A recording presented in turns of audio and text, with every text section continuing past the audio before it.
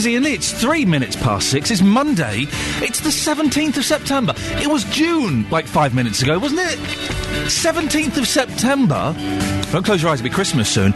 Lots on the show this morning, lots and lots. Up to 140,000 people are dying each year when first aid could have helped to save their lives. That's according to St John Ambulance. This is the same number that died from cancer. I'm asking this morning, when has first aid helped you? 08459 455 555. And the government is going to announce the end of GCSEs. It's going to be replaced by a new qualification similar to the old O-level. Now, the front page of the Mail yesterday had something along the lines of end of easy exams. Really? Are exams too easy today? You can get in touch in several ways. First of all, you can email 3cr@bbc.co.uk. You can text 81333, starting your text 3CR, or give me a call 08459 455 555. BBC Three Counties Radio. I had a fantastic weekend, like proper fantastic weekend. Sunday, it was my niece's 5th birthday, and so I was the entertainment at a little girl's birthday party. I was there with my ukulele, and was playing Heads and Shoulders, all of that stuff, and being the music for musical statues. Little girls' parties are so... They're better than little boys' parties. There were... How many girls were there? 8 girls. No, there were 7 girls, because one girl turned up 5 minutes after everyone had left. They got the time wrong. Oh, it was heartbreaking. She turned up in a, little fairy's outfit 5 minutes past 1. The party finished at 1. But it was great. They're all dressed up as fairies and princesses. They're all doing colouring in. They're all playing silly It was wonderful. I got 2 boys. I'm never going to have that. Ah, dearie me. 08459 455 555. Now, up to 140,000 people are dying each year when first aid could have helped to save their lives. That's according to St John Ambulance. There was an advert that started on TV, I think, last night. I didn't see it. Apparently it's quite shocking, and it involves someone choking to death at a barbecue. Well, the charity says that this is the same number that died from cancer and have launched a campaign aired last night to encourage more people to learn these basic skills. But would you know what to do in an emergency? Kimberly Stubbs from Milton Keynes saved the life of a student she'd been teaching at a trampoline class. I'm a trampolining coach at Kingston Gymnastics Centre in Milton Keynes. I'm also a Sea Cadet where I learnt my first aid. I was coaching my normal class I have every Thursday, and unfortunately one of the girls just did a move, put her arm out, and unfortunately she broke her arm. A lot of blood was bleeding from her arm. No one really knew what to do, but I guess I was in the right place at the right time. I just kind of jumped off the trampoline with her, grabbed her arm, sat her down, and just applied pressure to make sure that she didn't bleed out any worse than she did. I myself broke my arm a couple of years ago, actually, and you don't think it's a life-threatening situation. In this circumstance, obviously, it wasn't just a broken arm, there was a lot of blood. I guess that was the telltale sign for you that there was something seriously wrong here. First of all, I thought she had, got a spring or something caught in her arm, and I was like, oh my God, why is there a spring in her arm? And then I realised that with the blood, spurting out, that it was serious, and I was like, okay, right, I actually need to do something now. I asked one of my colleagues to go get a first aid qualified person just from the other side of the gym. There was about 3 of us in the end, and we just sat her down, and so I just held her arm and made sure that no more blood came out. I mean, in that situation, I guess you go into a little bit of panic mode, but then your first aid head comes on as well, and you have to start thinking about all the things that you learned. How important were those first aid skills in that situation? I don't know, it was kind of autopilot, because I've learnt it, and with the cadets we kind of went through it quite a lot that week. I'd only just done it, so luckily it was quite fresh in my mind, and I'd just been on a course, so I did panic at first. I was like, oh my gosh. But yeah, if I don't know, because I didn't think anyone else around me knew anything to do, so luckily I did it, otherwise she could have lost her life. Essentially, you applied pressure to her arm and stopped the blood, I guess, from gushing out. And the ambulance then turned up. Is that what happened? Yeah. Apparently it was 3 minutes from the hospital, from the call we made to the trampolines. It seemed like forever. Yeah, just carried on applying the pressure. The ambulance got there.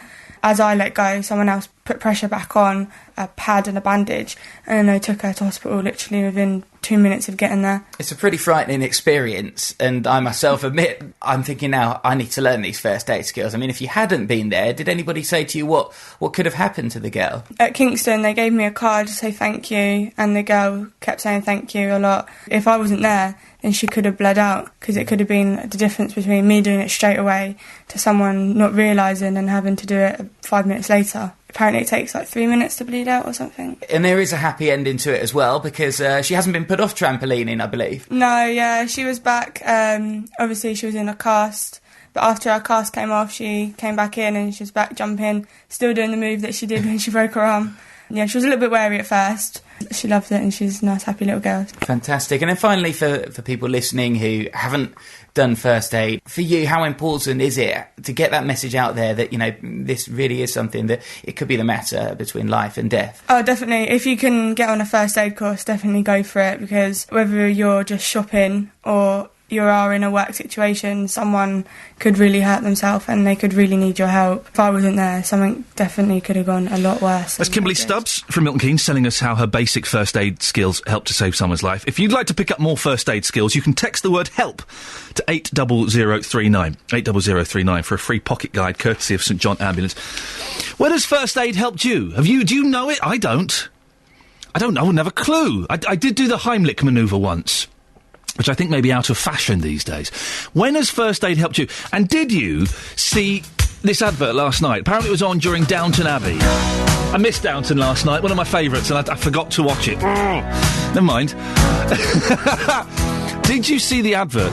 Were you shocked? Has it made you think? 08459 455 555. Diana Ross, chain reaction. We'll be talking a little bit later on about the Kate topless pictures. I was trying to work out what words I could say at 6:12 on the BBC, and topless pictures I think is probably the safest one that was in my head. I saw them. I had a look at them this morning. You know, really. There's a great picture on page 5 of The Sun. Well, of course, none of the British papers are going to print these pictures. It will be... they just wouldn't get away with it. But page 5 of The Sun, there's a brilliant picture of William looking at Kate's knockers. Look at his eye line. Just very naughty. Very naughty. 08459 455 555 is the telephone number. First aid is what we're talking about this morning, amongst other things. And I'm really keen to know, did you see this first aid advert that was on last night? Apparently it was on during Downton Abbey. 2 minutes long, and it features a guy who is a cancer survivor, and he's talking about that, then he chokes to death on a burger at a barbecue. Apparently very shocking. I've not seen it. I'll have a little look for it this afternoon on Tinternet. But did you see it? And did it make you think? 08459 455 555. And has first aid ever helped you at all? If you got any stories of you being nearby when an incident happens. My father-in-law's a doctor. And he has been on an aeroplane and in the theatre when someone has said, "Is there a doctor in the house?" He's going, "Yeah, that's me." How cool would that be? Yeah. He didn't say it like that. He's quite posh. He didn't go, "Yeah, I'm a doctor. What do you want?" It was a little bit more, "Yes, can I help?" But has first aid ever helped you? Have you ever had to use first aid? Or have you been in a situation where first aid would have been pretty helpful, but you just didn't know what to do? I wouldn't have a clue. I don't know the recovery position. I don't know any of these things. And I suppose I should, particularly as I've got kids. 08459 455 555 is the telephone number if you want to give me a call on that. You can text as well, 81333, starting your text 3CR, and you can email 3cr@bbc.co.uk. 6:16, these are your headlines this morning on Monday the 17th of September on BBC Three Counties Radio. Up to 140,000 people are dying each year when first aid could have helped to save their lives, according to St John Ambulance. Lawyers for the Duke and Duchess of Cambridge will go to court in Paris this evening to try to restrict the publication of pictures showing the Duchess sunbathing topless. In sport, Jonathan Tiernan-Locke has become the first British man to win cycling's Tour of Britain since 1993. We'll have weather in a few minutes, and coming up, we'll get the latest from France as Kate Middleton's lawyers go to court today to try to prevent further publication of those topless photos. BBC Three Counties Radio. Every weekday morning from 9, Jonathan Vernon Smith. How do you avoid the weirdos if you date online? I knew straight away he was a little strange. And I just came out with it and I said, have you actually had a girlfriend? And he went, no. Jonathan Vernon Smith. I said, well, what kind of things do you like? He said, well, I like to be a polar bear. By this time, I'm absolutely freaking it. And then he turned around to me and said, what I'd like you to do is give me lots of cuddles and feed me chocolate. So I really am thinking, emergency number, I've got to phone to be rescued here. Jonathan Vernon Smith. Weekday mornings from 9 on BBC Three Counties Radio. I don't get it. What's so funny about that? That sounds all right. I like lots of cuddles and to be fed chocolate by a woman I've met on the internet. It sounds fun, doesn't it? It's just me then, sorry. If you want to find out more about this show and, of course, the station, you can do. We've got lots of things on the internet. Computers, you know? You can find us on our Facebook page. Go to facebook.com and search for BBC Three Counties Radio. We're also on Twitter. So you can go on there and we kind of post pictures and bits of audio and the topics for this show and all kinds of stuff on there. So if you're on Twitter, join us at BBC 3CR. Ah, dearie me. Oh, sorry, something a little moment there, a little pause. It's Monday morning, at 6:20. It's kind of like, we'll get there, don't worry, we've got plenty of time. 08459 455 555 is the telephone number. My production team have just watched the first aid advert that was shown last night. Premiered on Downton Abbey. Apparently it's very shocking. And it sent tingles down their spine. If you saw it, what did you make of it? I'm guessing a lot of you watched a bit of Downton last night. Very popular television show, isn't it? Particularly with the ladies, I've noticed. The gentlemen, not so much. If you saw this advert, what did you make of it? Did it make you think, oh, maybe I should have a little look into learning some first aid? Because it would be a handy thing to know, wouldn't it? I don't know it. 08459 455 555. I say I don't know it. I did once perform the Heimlich manoeuvre on my mother. She was proper choking, a bit of chicken stuck in her throat. Face was blue. It's one of those things where it kind of starts off quite funny. Oh, come on, Mum. And she's there coughing and she's giggling, and then the cough gets a bit more desperate and the giggling stops. And actually, the giggling continued because she was kind of entering a sort of a hysteria panic. And then her face went blue. And I thought, oh, God, something needs to be done here, really. So I picked her up and did the Heimlich manoeuvre. Now, I have no idea how I know how to perform that. All I know is you get your hands into like a big fist and it's just below the ribcage, I think. I don't know. And I got behind her, just behind the ribcage, squeeze, and on the third squeeze, lovely bit of chicken went flying across the room. We didn't let that go to waste, of course. She picked that up and had that again. I'm joking.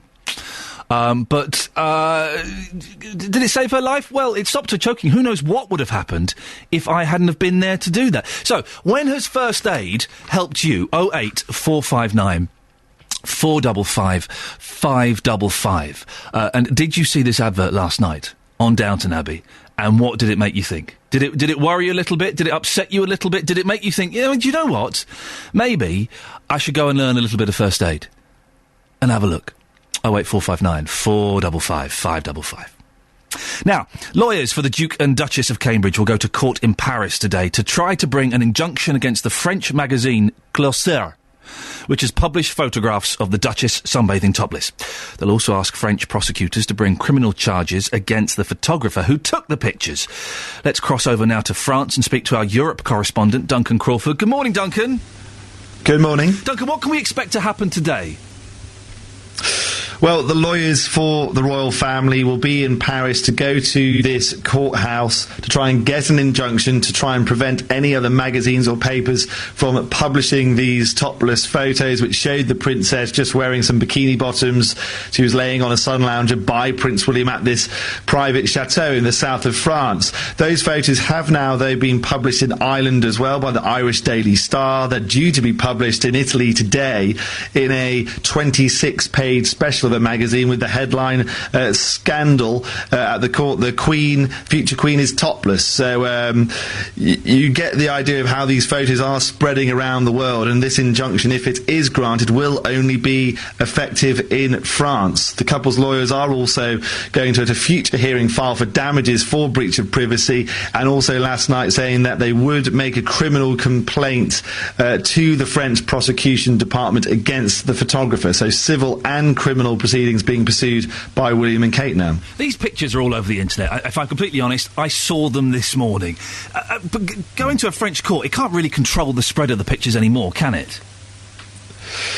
No, most likely not, and certainly with the internet, definitely not. 20 years ago, maybe this had worked, but the nature of media has changed now, where even if the smallest publication, posts something online, it can very quickly go viral and spread all around the world. But I think the couple are clearly angry about what has happened. They want to draw a line in the sand to send out a message that there is only so much intrusion that they will accept. And I think that's also reflected in a statement given by a spokesperson at St James's Palace, who said that the magazines and newspapers who have published these photos are only motivated by greed. The French privacy laws are supposedly much stricter than ours over here. Are they likely to win the case, the Duke and Duchess? Well, let's wait and see, but, as you say, France has a reputation for tough privacy laws. It looks like, very clearly, those laws have been broken. But the reality is that the penalties for breaking French privacy laws are relatively low. Under French law, breach of privacy is a criminal offence which carries a maximum fine of around £36,000. The photographer and editor of Closer magazine, who published these pictures, could also potentially face a 1-year jail sentence, but that, according to legal experts, is extremely unlikely to happen. So given the amount of money which can be made, the amount of publicity, the boost to sales for the magazine, you can see why magazines which make their living from celebrity tittle-tattle gossip and photos like this will go on to publish and be damned. Celebrity tittle-tattle indeed. Now, you're currently in France. What are the French media saying about the pictures, Duncan? Real mix, I have to say. I mean, the editor of Closer magazine, no surprise, has defended the decision to publish the photos, saying they're not degrading, that the couple were visible from the street, apparently, and also saying that the reaction has been hypocritical, given that The Sun printed those nude photos of Prince Harry in Las Vegas not so long ago. And certainly there is a viewpoint from some people I've spoken to in France already since yesterday, saying, hundreds of thousands of women, millions of women go topless around the world. What's the big deal? Relax. But there are also others who feel the same way as William and Kate, that this has been a breach of their privacy, that it was a step too far, and they can see why they're taking this action. Duncan, thank you very much. That's our Europe correspondent, Duncan Crawford, live from France.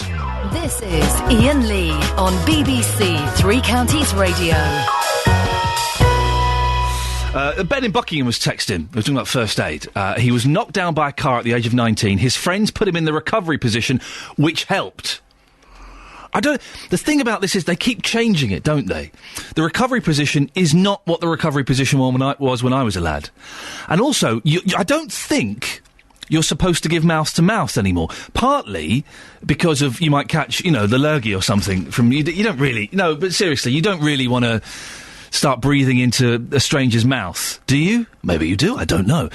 But also, I think it's been shown that it's not actually that effective, the mouth-to-mouth, anymore. I don't know. If you do, could you give me a call and let me know? 08459 455 555. Across beds, hearts and bucks, this is Iain Lee on BBC Three Counties Radio. Thank you, Catherine. This morning we are talking first aid. We're asking, did you see that advert last night of the person choking that's to promote first aid? And coming up, we'll be talking to someone who sells Nazi memorabilia. Michael Burrows has come in. He's brought some of his bits and pieces in. And we'll be having a look and asking, is it appropriate? 08459 455 555. There we go, Len Barry, 1, 2, 3. Now, Nazi memorabilia is being sold on a market stall in Hemel Hempstead. It might sound a bit distasteful to some people, but trader Michael Burrows says there's a ready market for this and other historical military items. Michael's in the studio. Morning, Michael. Oh, good morning. Thank you for coming in at this ridiculous time of the morning.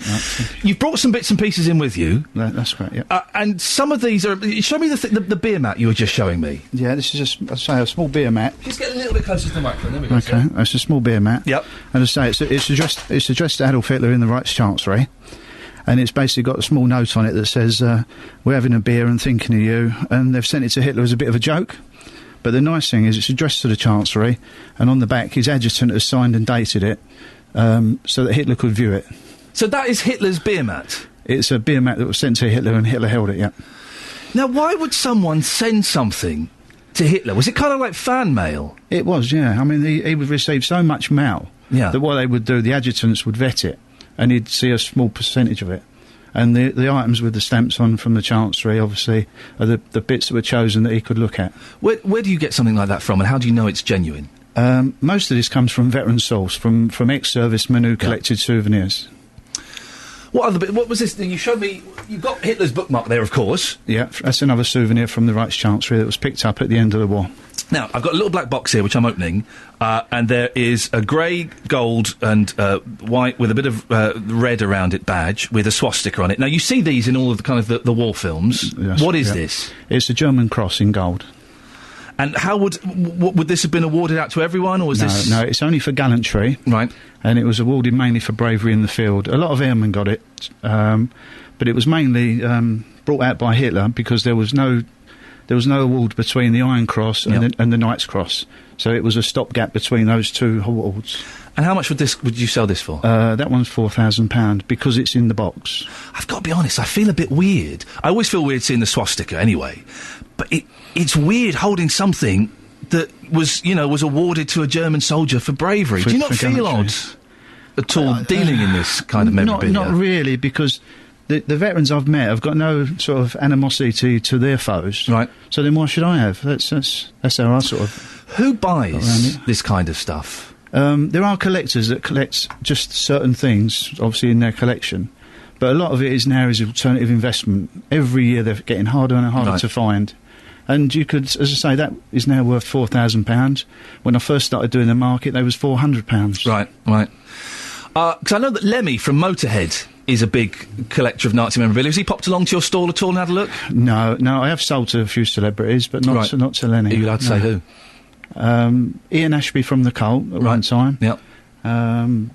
I'm trying to think now. But there is Christopher Lee's a big collector in special forces stuff. Christopher Lee is. I've worked with Christopher Lee, and he once told me off just wearing a pair of pants, which is one of my greatest moments. But yes, he does collect all that kind of stuff. Are you worried that some people might get offended by this? What it is, I do a public market, and I'm really careful how I display stuff. Right. Obviously, I wouldn't put a great big railway sign down there with a big swastika on it. And most people that collect it, they go to specialist fairs. Yeah. And you don't really have to advertise. You know, there is a market, a ready market. I've got probably 10 people for every item I could find. It's finding it's hard and selling it's easy. Do people ever come along, start looking at your stall and then realise what you're selling and have a go at you? They do, and I try and explain that. My family had servicemen in both wars. We lost family in both wars, and I'm the same as them. You know, and it's important to preserve it. That's why a lot of the stuff, as I say, when I do source it, I approach the museums first because certain items they go, no, that's got to go to a museum. Right. And I've donated stuff to a museum freely for nothing. Why would a museum not want Hitler's bookmark? They've probably got one. He read a lot, did he? He would have had a big comprehensive library, but whether he read them all, I don't know.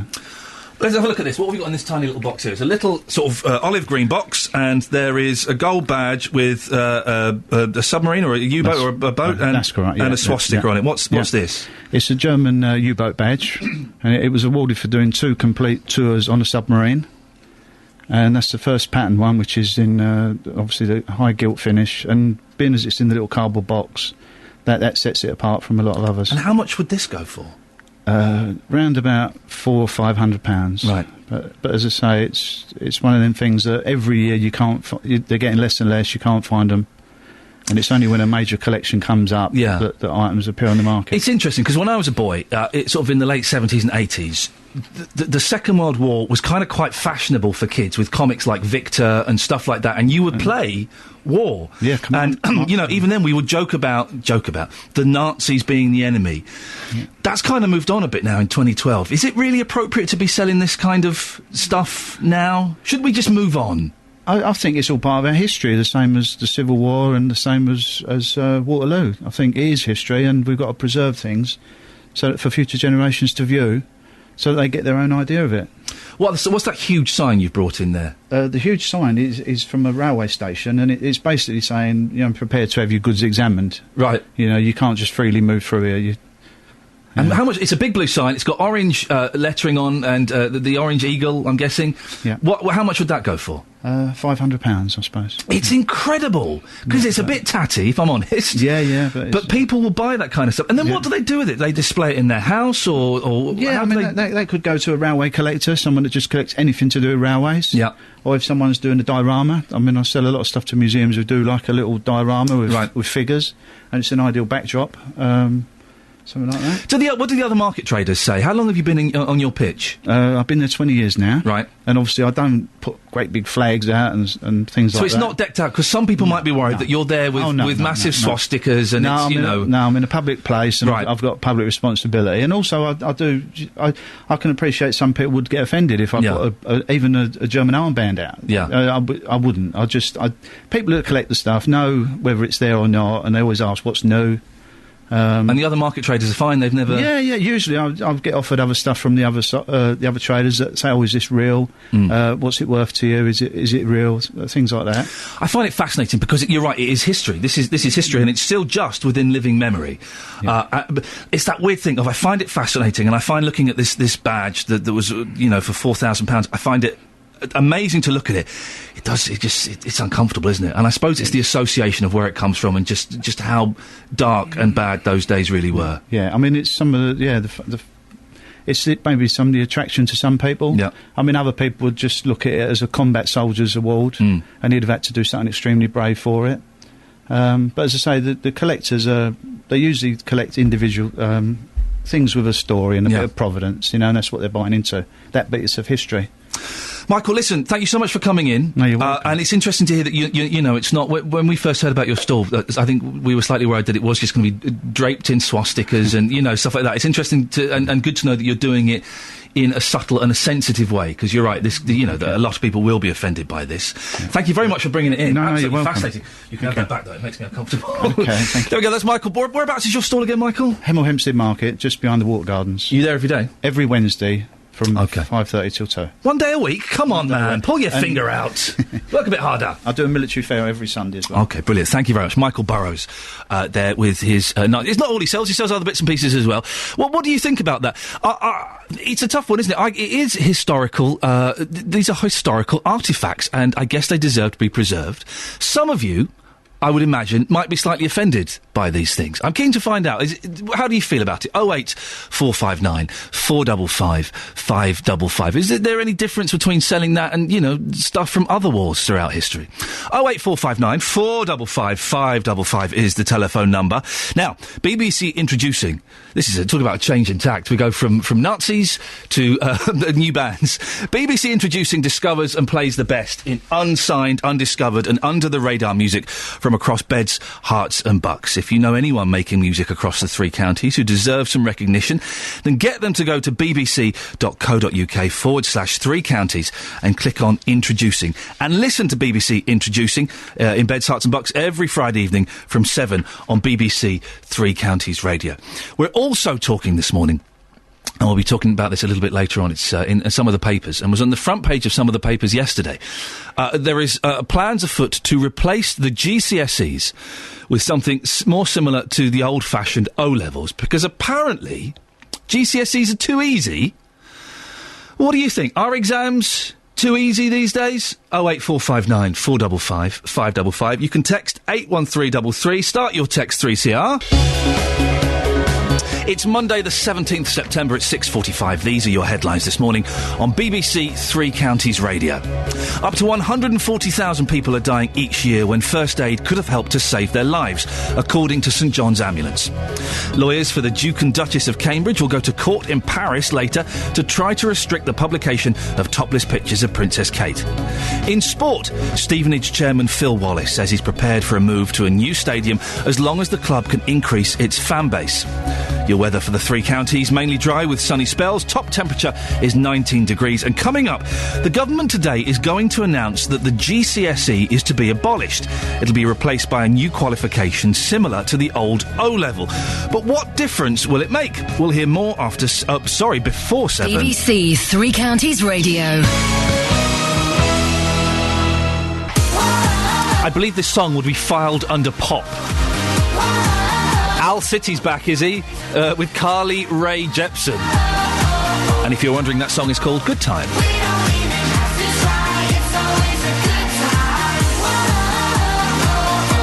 Should we have a quick look at the front pages of the newspapers while we have a second or two? Why not? They're all a little bit divided today, which is good. The last few days we've had a few that have been exactly the same, and it's frustrating now. It's something different. The Guardian, starting gun for England's Badger shoot. Oh, here we go. Brian May won't be happy. Can we get Brian May on the line?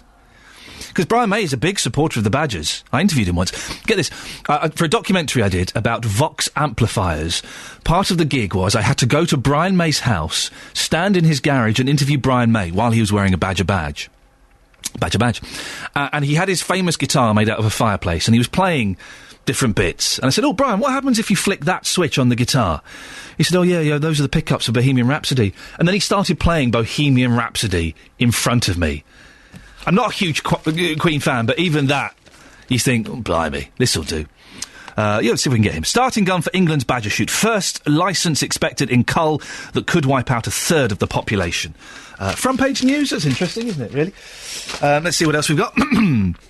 The Times. Handover is put at risk by attacks from within.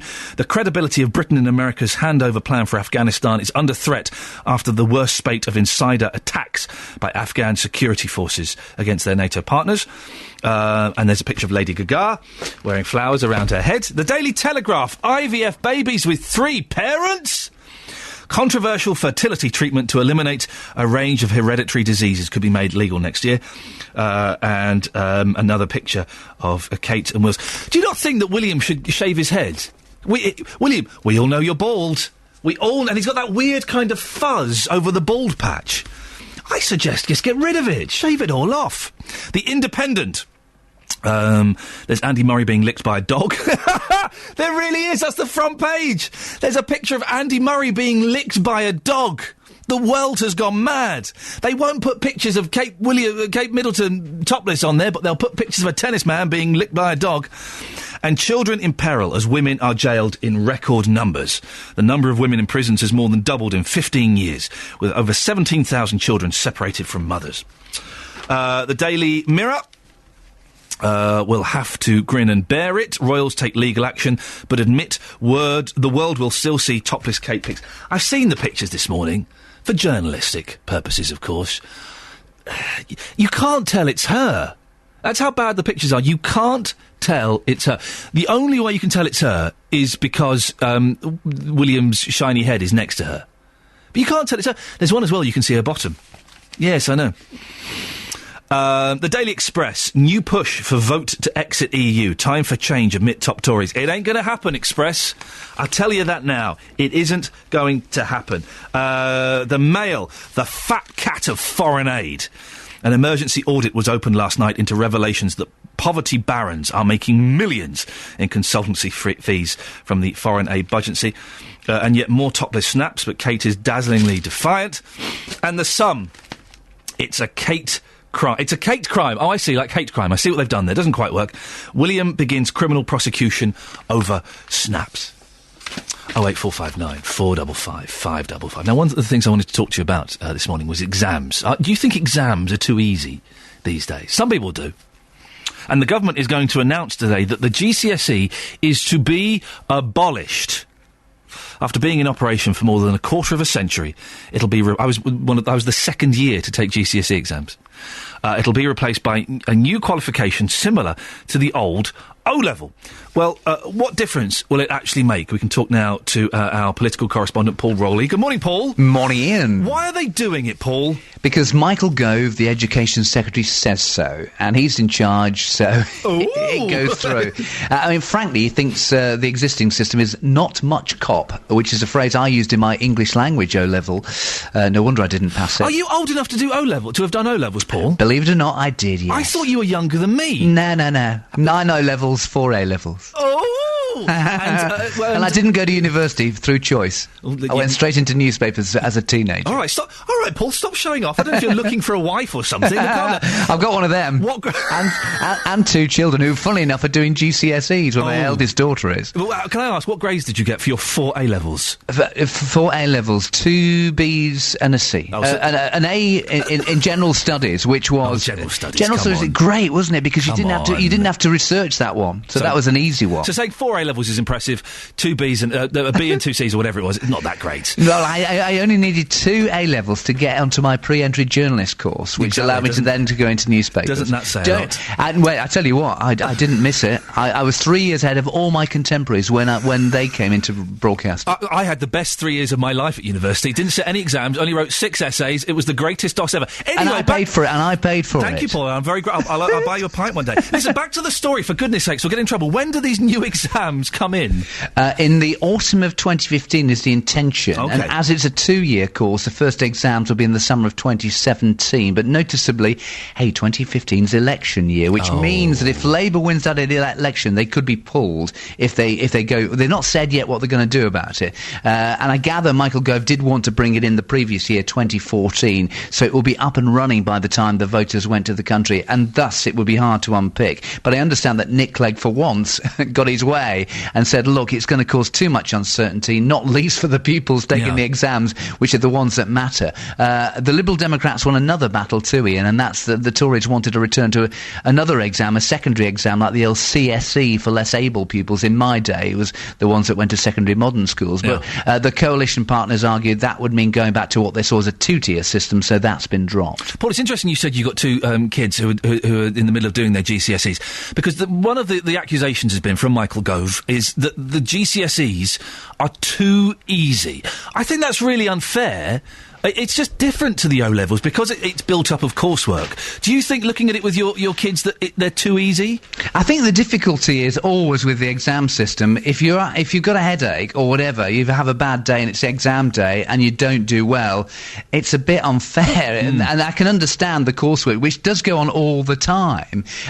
So you know, it's open to interpretation. I think the intention at the time was an understandable one, but that's always a problem in education, and it's always a problem in most things. All governments want to do things differently, and thus it does create uncertainty. Hence, that's one of the problems they've had with the health service. But I think the argument from the Conservatives is that we are falling down in national standards. I think we've gone from 17th to 25th for reading, 24th to 28th for maths, and 16th to 14th to 16th in science over 3 years. So they use those as their excuses or their explanations or their justification for it. I'm sure people will come up with different views on this one. It's all very hard. I'm glad I'm not at school, to be honest with you. Me too. But listen, very quickly, I read this story yesterday. I think this is wonderful, that an education minister offered to resign during the recent government reshuffle, and he's still there. What's going on? It's a guy called Jonathan Hill, who used to work for John Major, but he's a Conservative peer these days. He's Lord Hill, and he spent the last couple of years trying to get education bills through the House of Lords, often with great difficulty. And frankly, he's had enough, and he wanted to go back into business.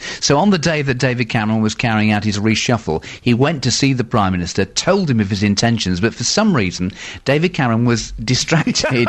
He didn't hear what he said. Instead, he praised Jonathan Hill, thanked him for all his good work, and said, "Carry on, old chap," and then rushed off because he was late for a photo call. So it sounds incredibly implausible, Ian, especially when on that day another 30 ministers, Cheryl Gillen included, lost their jobs, and some of them didn't want to go. But it does sound as though it could have come from an episode of the political satire The Thick of It, which, of course, has returned to BBC Two in recent weeks. If you saw this week's episode, Malcolm Tucker returned and we heard about the quiet bat people. I missed it. I have it on my Sky Plus. Paul, thank you very much. Best of luck to your two girls doing their exams. Paul Rowley there. It's a brilliant story. Lord Hill. He goes... Imagine this. You go to resign... And it's quite a nerve-wracking thing, I'd imagine, going in to do that. Well, I know it is. You go in to resign, and you kind of put forward why you've enjoyed your time there, and it's time to move on, and you want to have a look at and expand and do other things. And your boss, the Prime Minister in this case, isn't listening, looks up, says, yeah, well, no, good work, excellent, carry on, really enjoying your stuff, mustache, bye, and runs off. How embarrassing is that? And even more embarrassing, that it's now out in the public domain, that people are aware of this. Oh, dearie me. We heard there Paul Rowley, our political correspondent, talking about exams. Do you think exams are too easy these days? I sat the GCSEs. I don't think they are easy. I'm not very good at exams. I haven't got an exam head. I can't get my head to work in that way. But what do you think? 08459 455 555 or text 81333. Start your text 3CR. Coming up on the show, more about first aid, your views on exams. Oh, and we've got our two experts to talk about Strictly Come Dancing. Kicked off at the weekend. Should be fun. All of that after the news with Catherine Boyle.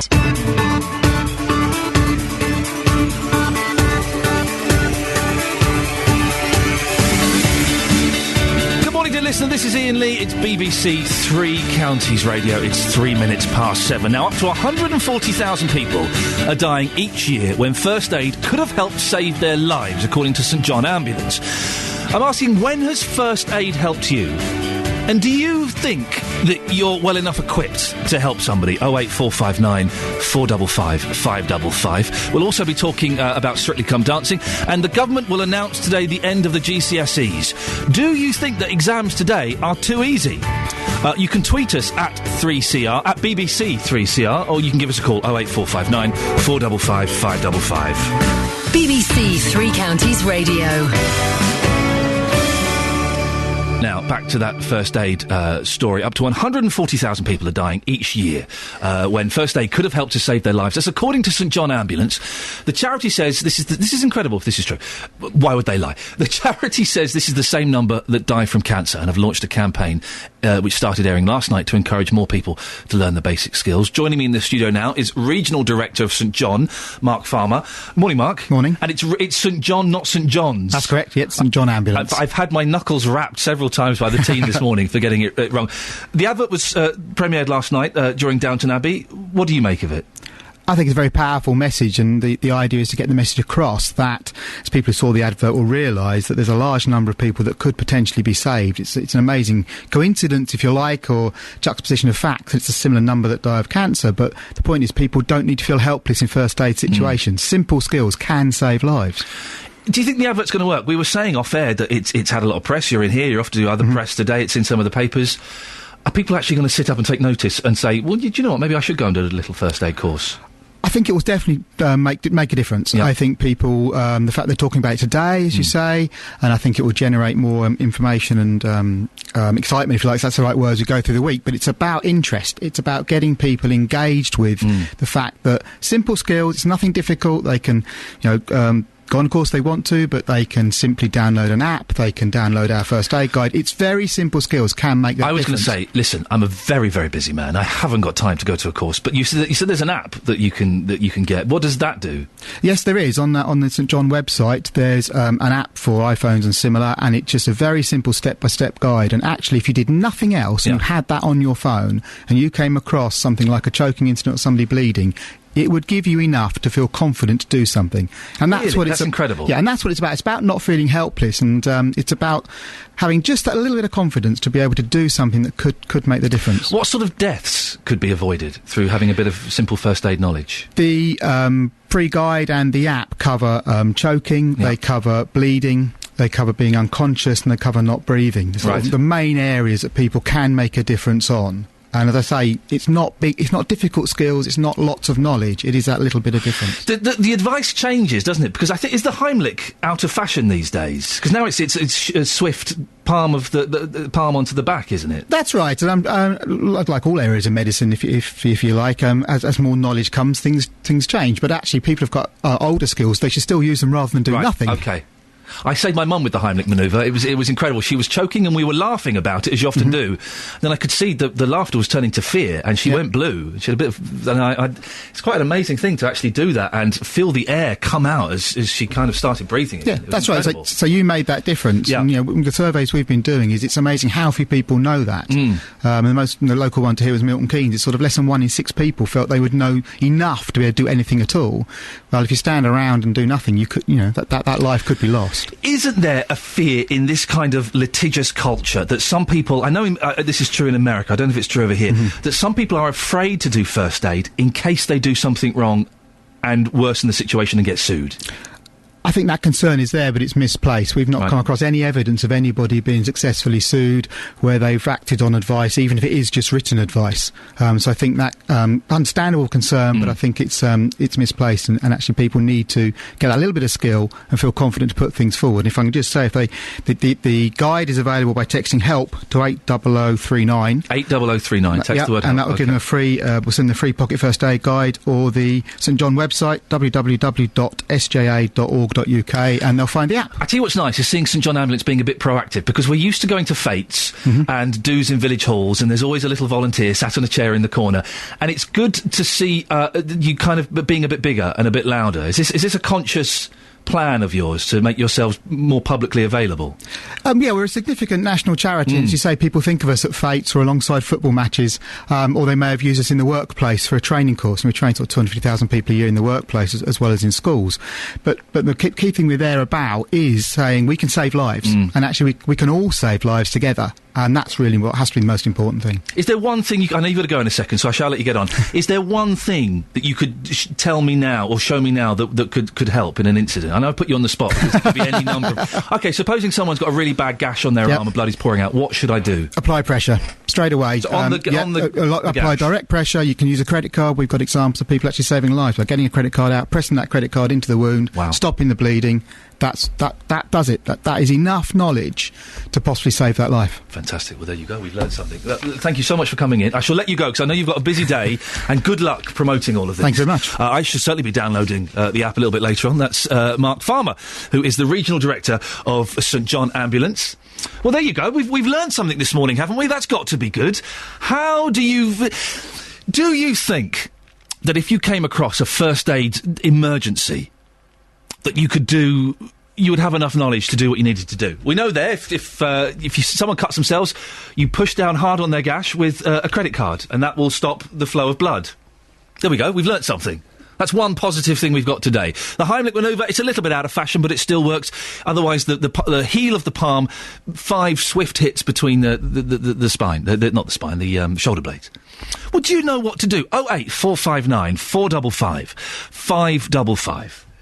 It's weird, isn't it? It's one of those things that we should all know. Maybe they should make this compulsory in schools. There was like a little module, I remember, do first aid, and it was kind of, not really.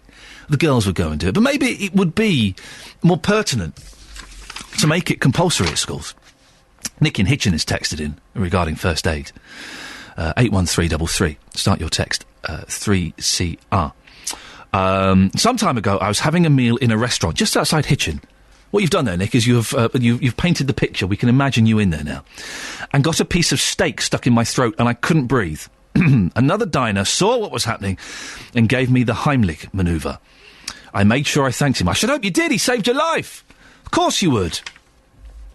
I wouldn't know what to do in most situations. The only thing I would know to do is call 999 and get an ambulance there. And I've done that many times.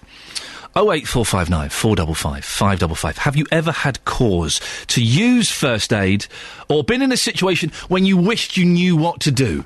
And how would you have gone about doing that? You can text 81333. We had a gentleman in who's got a stall that sells Nazi memorabilia, amongst other things. That's not the only thing that he sells, but he's got other bits and pieces. And I was asking, it was incredible. Some of the stuff he had was incredible. And there's obviously an historical interest. But I was asking, is it appropriate to sell this kind of stuff? Really, it did make me feel uncomfortable looking at it and touching it. And Dave, the Thatch, says, did you know that up until World War II, an RAF squadron used a swastika as its emblem? Finland also used the symbol, as did native Indians in the USA. Yeah, it's an ancient Indian religious symbol as well. You go to Japan, I've been to Japan a few times, one of my favourite countries in the world. And loads of their stuff, I remember being in a market stall, and just the bag that we bought some donuts in had swastikas on. They were inverted swastikas. And my wife couldn't believe it. But it's, it's a religious symbol. I think it's a Zen thing as well. Not Zen, Shinto. Anyway, right, let's have a quick look at the newspapers, shall we? I think that would be appropriate to do at this time of the morning. Oh, dear. You know that feeling on Mondays? When you kind of still wish it was Sundays, you know that feeling? That's what I've got. That's what I've got now. Coming up, we'll be talking about Strictly Come Dancing as well with our two experts, which I'm very excited about, our two under 10 experts. The Independent. Everyone's banging on about Downton. It's on the front pages of a lot of the newspapers. I've never seen it. I'll never see it. But it's everywhere. The Independent, the front page is a picture of Andy Murray having his face licked by a dog. I know, the world has gone mad. And they also, another story, children in peril as women are jailed in record numbers. The number of women in prisons has more than doubled in 15 years. Don't do naughty things, I guess, is the message there. Don't break the law. The Daily Telegraph. IVF babies with 3 parents. Controversial fertility treatment to eliminate a range of hereditary diseases could be made legal next year. Britain could become the first country in the world to legalise the creation of babies with 3 biological parents. The Salman Rushdie fatwa is back on with the £2 million bounty. An Iranian religious foundation has resurrected the fatwa against Salman Rushdie. Really? The Times, handover is put at risk by attacks from within. The credibility of Britain and America's handover plan for Afghanistan is under threat after the worst spate of insider attacks. The Guardian, starting gun for England's badger shoot. First licence expected in Hull that could wipe out a third of the population. We'll do the rest of the papers in a little bit. 7:15 on Monday, the 17th of September. These are the headlines this morning on BBC Three Counties Radio. St John Ambulance say almost 140,000 people die every year in situations where first aid could have helped save their lives. Lawyers for the Duke and Duchess of Cambridge will go to court in Paris today to try to restrict the publication of pictures showing the Duchess sunbathing topless. In sport, England's cricketers are continuing their preparations ahead of their defence of the 2020 World Cup with a warm-up match against Australia in Colombo. Sorry, I had a picture of Colombo in my head. The detective, not the place. How silly of me. We'll have a full weather bulletin in a moment with Chris Bell. Coming up, Rhythms of the World, one of the most important festivals of world music in the Three Counties. However, it's been kicked out of its usual home at Hitchin Priory. We'll find out more about that very soon. BBC Three Counties Radio.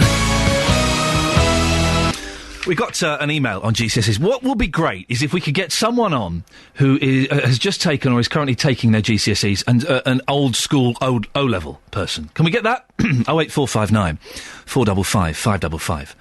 Sue has emailed in. I'm a secondary teacher and despair at the Year 7 students who come up barely able to read and write. It's not the 16-plus exams that need an overhaul, but the primary schools that need a change.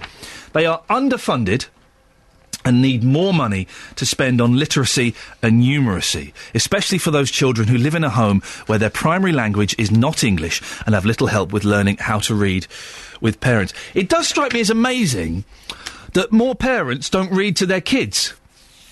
My little boy, 2.5, loves sitting in a corner reading. Last night, he wanted to watch a bit of Postman Pat, which I must admit, I'm really getting into Postman Pat at the moment. It's awesome. Right, and anyone who disses Postman Pat is a muppet, right? I was enjoying and I said, should we watch some Postman Pat? Oh, no, Daddy, could you read me some stories? And I was the one sort of pressurising him to watch a bit of TV. I was going, well, Postman Pat, I've got some good ones taped that we've not seen yet. I'd really like some stories. We had to read stories. And at he's 2 years, 8 months. He can read some letters. He can't read words yet. He can't put the letters together. But he can read letters, and he knows the Greek alphabet. Oh, yes. Very posh. 08459 455 555. On the subject of first aid, Joyce is in Leagrave. Good morning, Joyce. Oh, good morning. Joyce, what's your take on this? Yes, I do believe that children should be taught at school at the right age, obviously. Yes. And the thing being, their siblings, their children, or their brothers or sisters, they'll watch their older children, sort of, and they will copy, and they'll have some idea anyway till they can learn. But the thing being, I went years ago, my husband had a heart problem, and I thought, I'm never going to see him on the floor in front of me, and I can't do anything, you know?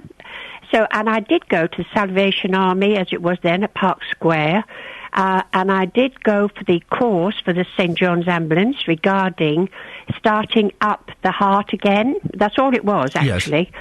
And it was such a wonderful experience. It's a bit worrying when you're doing it, but it was such a wonderful experience in seeing that imitation chest start to rise again. Yes. And pump through the heart, and it was wonderful. And the other occasion, which... Joyce, you have to be quite aggressive on that dummy, don't you? Did you enjoy that? Oh, you do, because I didn't think, I'm never going to do it. He's not going to live, you know. And I thought, I'm going to do it. And to be quite honest, when it did start to come, I felt I could have... Whoopee, you know, I could have saved him. We have to stress, this is the dummy that you saved. Did you ever have to use it on your husband at all? Thank goodness, no. There you go. But I must tell you this one quick thing. Yeah. My mum lived in Coffee Close, which is on the Marsh Road. That comes out onto the main road there. Traffic jam one morning. I was walking onto the main road there, and there was a traffic jam, and cars were hooting at the back, and I was looking around, and we could see this person, a man it was, slumped over the wheel. Oh, dear. Yes, that's what we thought. And consequently, that flashed in my mind, what we did at St. John's, and the thing being, the driver behind him, I went like this, something's wrong, because he was tooting. I thought, you know, be quiet. Anyway, he did come out, he opened the door, and he must have had some first aid as well, because the first thing we had to do, test his pulse on the neck before we moved him. Yes. And he opened the door and got him out very gently, took him to the pavement, put him in a recovery position. Did he live, Joyce? Yes, he did. There we go. That's what we thank you for. I'm sorry to rush you, but we've got so much to cram on. Joyce there, who managed to bring a dummy back to life and was very excited. But she knows it. She knows how to do these things now. She could do it if she had to. I couldn't. 08459 455 555. You can give us a call at any time this morning. 08459 455 555. Now, Rhythms of the World, one of the most important festivals of world music in the three counties, has been kicked out of its usual home at Hitchin Priory. Charteridge Conference Company, who own the site, are no longer to hold festivals in the grounds for business reasons. Hilary Robertson is spokesperson for Rhythms of the World. She's in the studio this morning. Good morning, Hilary. Morning, Ian. And I see from Twitter that it's a little bit too early for you. Just a little, yes. You're looking very glamorous at this ridiculous time of the day. Well, for those who don't know, and I've not been because I've only just kind of joined here, but I'm aware of it, what exactly is Rhythms of the World? Rhythms of the World is an amazing festival. I was involved in it as a performer before I was involved in the organising of it. And it... we have about 140 acts every year, up to 30,000 people come into the audience, 7 stages. It's been, for a while, it was in the town centre. Yep. And then in 2007, the powers that be decided that was unmanageable. Yes. And we, at the time, the Rhythms of the World organisation was extremely grateful because Charteridge, the Priory, rocked up and they just went, do you know what? We've got these grounds. Do it here. And it meant that it was enclosed, it meant that it was much more controllable, it meant that people could come, you know, it was ticketed, and it was still, I mean, it's only £10 this year. I mean, that's incredible to see people like The Damned, Juju, some Look at you selling bands. It, you're working No, it. but it's just an amazing thing. And a tenner is good value for money, particularly compared to the Love Luton Festival. Well, a lot of things are a lot more money than that.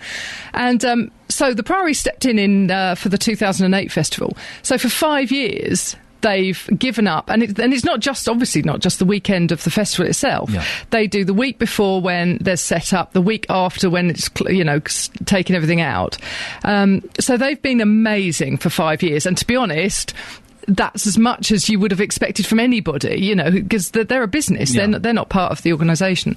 So. we had a terrible year this year with the rain. It was incredible on Saturday. Of course, it was during the rainy season, wasn't it? It was Yes. it was one of the worst summers we've ever... summer, in inverted commas. Yes, with a very small S. Yes, so it's been it was terrible, and the mud was amazing, but there were still thousands and thousands of people who had such a good time. Yeah. We have 800 volunteers. 800 people give up their time, and for some of us, that's now. I mean, throughout the year, I give up my time for rhythms. For other people, it's just a few hours on the day, over the weekend. For some people, it's the week before and the week after. You know, everybody gives what they can. So 800 people, it's an amazing thing. And so we're in the situation now where the trustees are going to meet and decide what next. And it's quite exciting. I actually think it's quite an exciting time. Oh, really? Hang on a minute. You're excited that you've been booted off of your land? Booted off is slightly unkind. What did the Priory say? How have they kind of explained it to you? It's a business decision. Right. They had, there was a lot of kind of fallout because the ground was completely torn up by the rain, and then thousands and thousands of people walking on it, turning it to a mud bath. That would do it. Yeah. And although right in front of have you been to the Priory? Do you know? I'm aware of it, yeah. Okay, yeah. It's beautiful grounds. I mean, although in front of it, that wasn't too bad. The actual lawn in front of it wasn't too bad. The bit sort of the other side was just a mud bath. And I can quite understand that they've turned around and gone, do you know what? In the summer, we want people to have weddings here. You know, right. It's not very nice to have your wedding photos with a mud pit. So that's the main reason, the mud. The fact that the I think so. That's right. Certainly their sort of explanation. But it's a business decision. I mean, you know, who's ever party to the rationale behind these things? But it's certainly for business reasons. So what are you going to do now? Have you got any inklings of where you want to go? No. Well, I mean, that's the night. I mean, honestly, genuinely, this is so exciting. You don't put a spin on this for me. It must be terrifying. It is, but doesn't terrifying give you some good feelings sometimes? It's a Not good very thing. Often. Well, okay, but I think it's who knows where it's going to be. Yeah.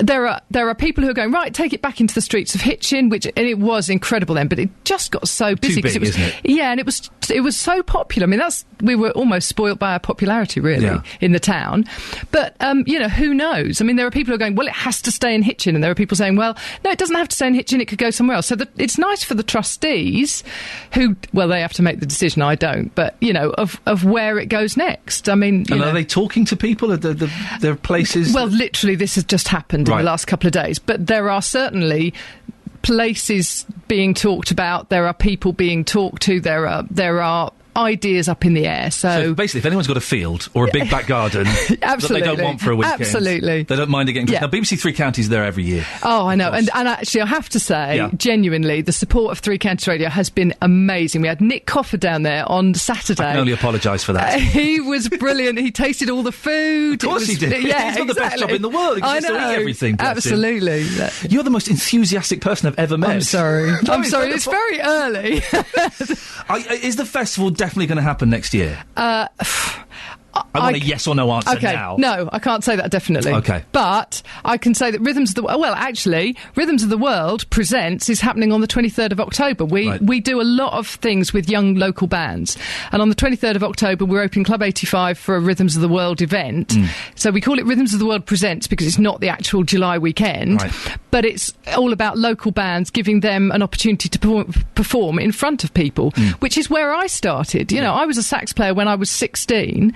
And, if I hadn't had the opportunities that I was given to perform locally, I wouldn't have then been able to play in front of, loads and loads of people. It's things like that are important. We've got a statement from Hitchin Priory. Barry Wilson says, we're very proud to have supported Rhythms of the World for so many years. Providing the venue for such an amazing community festival has been a huge undertaking. However, we've taken the difficult business decision not to hold any festivals at Hitchin Priory. Exactly. So it's all amenable and, Oh, yeah. There's we're not... you used the expression booted out. I think that's slightly unkind. You were politely asked to leave. Well, yes. You were escorted off the premises. Absolutely. Well, listen, I'm sure you will find somewhere. Let us know how it goes. Of course. Well, I think honestly, BBC Three Counties and your audiences will be the first to know. Nick Coffer was gutted. He's thinking, well, where am I going to get free food for Absolutely. a weekend? Hilary, thank you very much. Hilary Robertson, spokesperson for Rhythms of the World.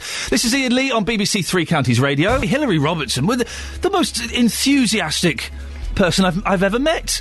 It's hard to encounter that much enthusiasm and positivity at 7:20 on a Monday morning, but it's rubbed off on me a little bit. I'm feeling quite good. Let's get the latest news and sport now with Catherine Boyle. Across beds, hearts and bucks, this is Iain Lee on BBC Three Counties Radio. Morning. Now, on Friday, we told you about 300 students gathering in Luton to try and break the world's largest game jam in a single location. Luton student Jean-Christophe Mazza captained the world record attempt. He's back in the studio. I've got to be honest, Jean-Christophe, you're looking a lot more tired than you were on Friday morning. I'm exhausted. I'm pretty exhausted.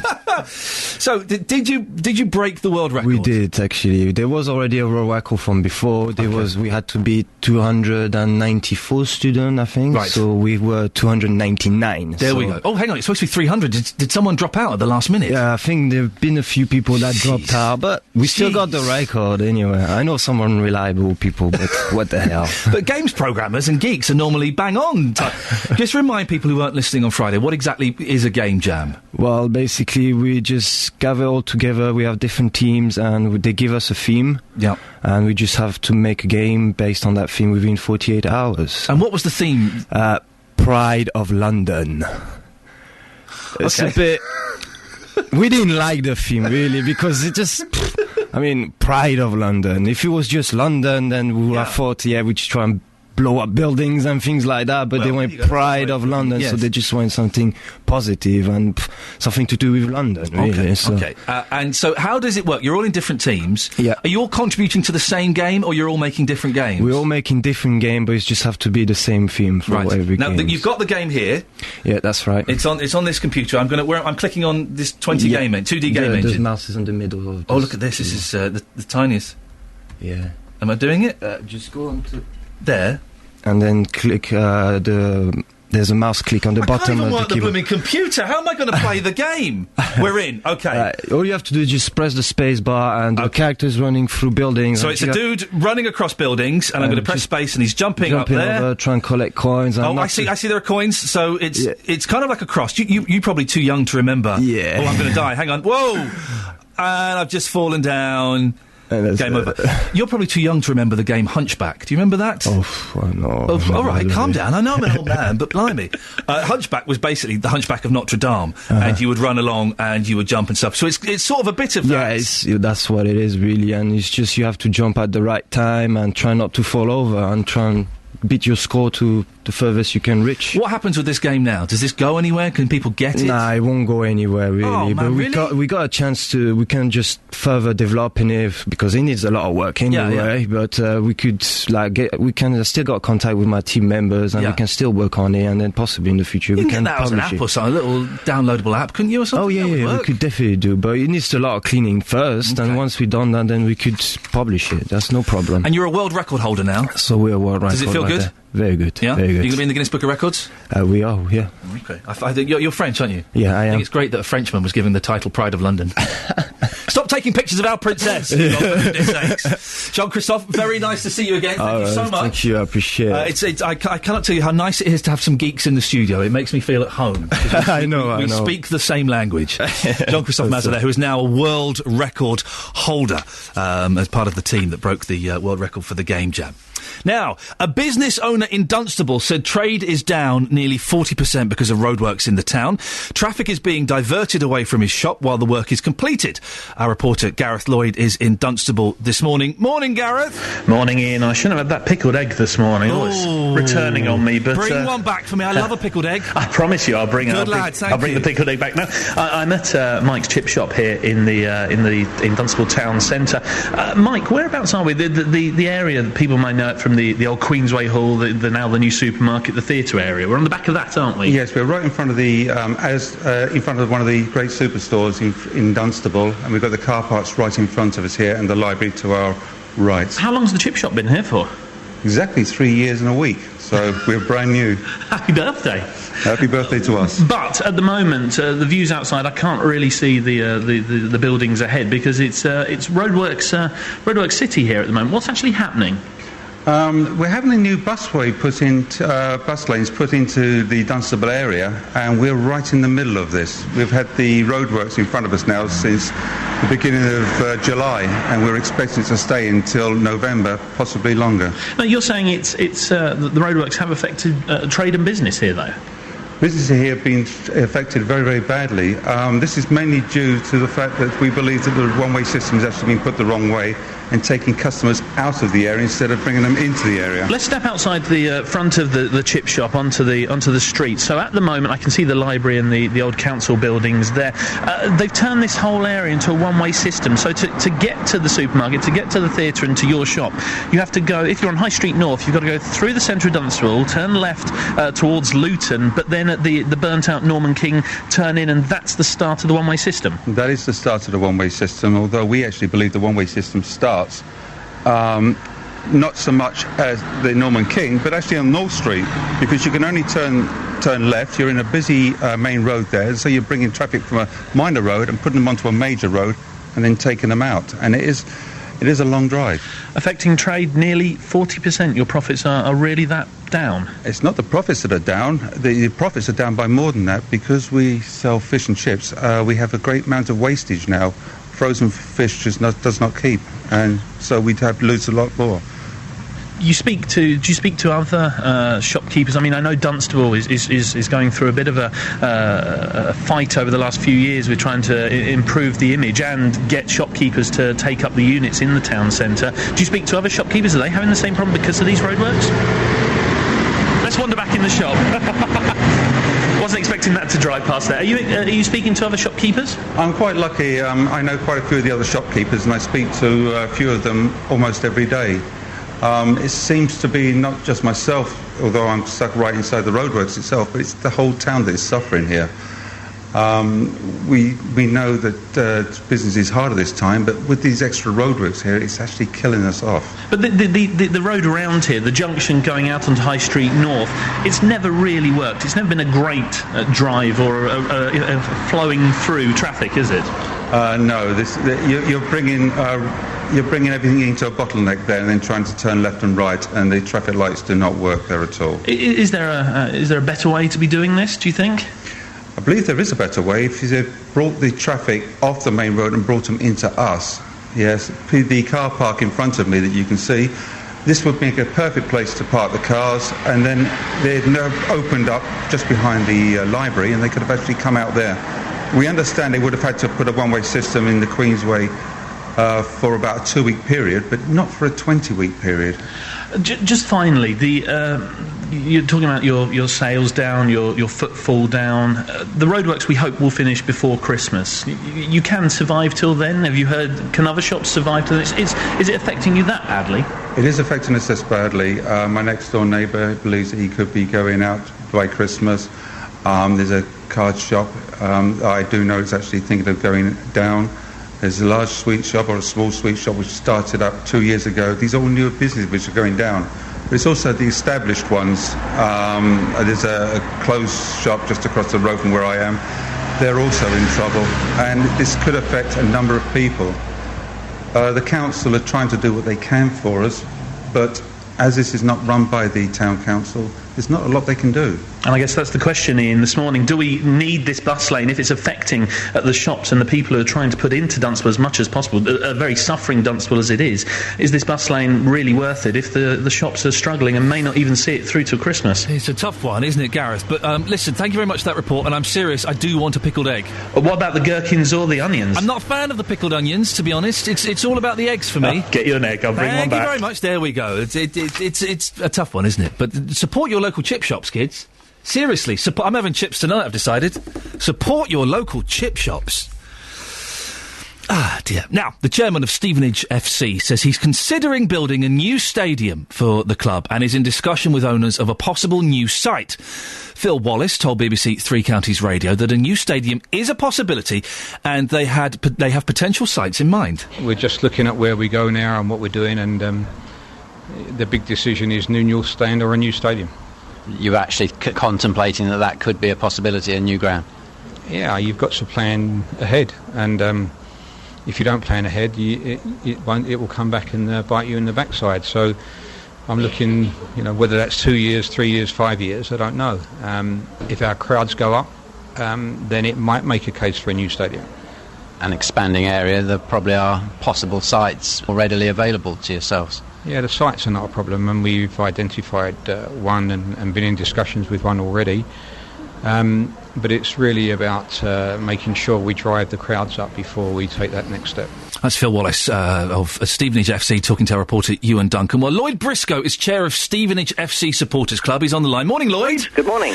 Well, how much do fans know about this? Nothing. The first I heard about it was Phil's interview, so he's kept this one close to his chest, hasn't he? So I'm guessing you're quite surprised by this. How do you feel about it? Well, as he quite rightly said in his interview, the stadium is in need of some TLC. It's a council-owned asset, so the club pays a rent to it, and the club's recently shelled out £500,000 on doing up the new main stand. So I think the cause is that we need to get more bums on seats in Stevenage to make the project viable. You say that there's been money spent on doing up a new stand. What would you prefer, a new stadium or a completely new stand? I'm traditionalist. I prefer to stay in Broadhall Way if we possibly could, because we've been there since 1963, and the town's got history and heritage behind it. So my preference would be to stay where we are. How well can the stadium cope with League One football, though? Well, with League One it's okay, because we're only maintaining a core attendance of Stevenage supporters, about 3,500, I guess, if that. So currently we're doing okay. If we were to get promoted to the Championship, that would be different. We'd get much bigger attendances, I'm sure, and I think that's what's behind Phil Wallace's logic. How likely is it that you are going to get promoted? Well, hey... be honest, Lloyd, come on. Well, we're third at the moment, so this is a brand new team being put together, and personally I'm very impressed by what I see on the pitch. Gary Smith's done a fantastic job so far. We've met to meet a few of the big boys, but when we went up to Coventry the other day and beat them 2-1, it's absolutely fantastic. So there's no reason at all why we can't be in the playoffs this year. Lloyd, listen, thank you very much. Lloyd Briscoe is the chair of Stevenage FC Supporters Club. Let us know what you think. You can text 81333, start your text 3CR, or you can tweet us at BBC 3CR.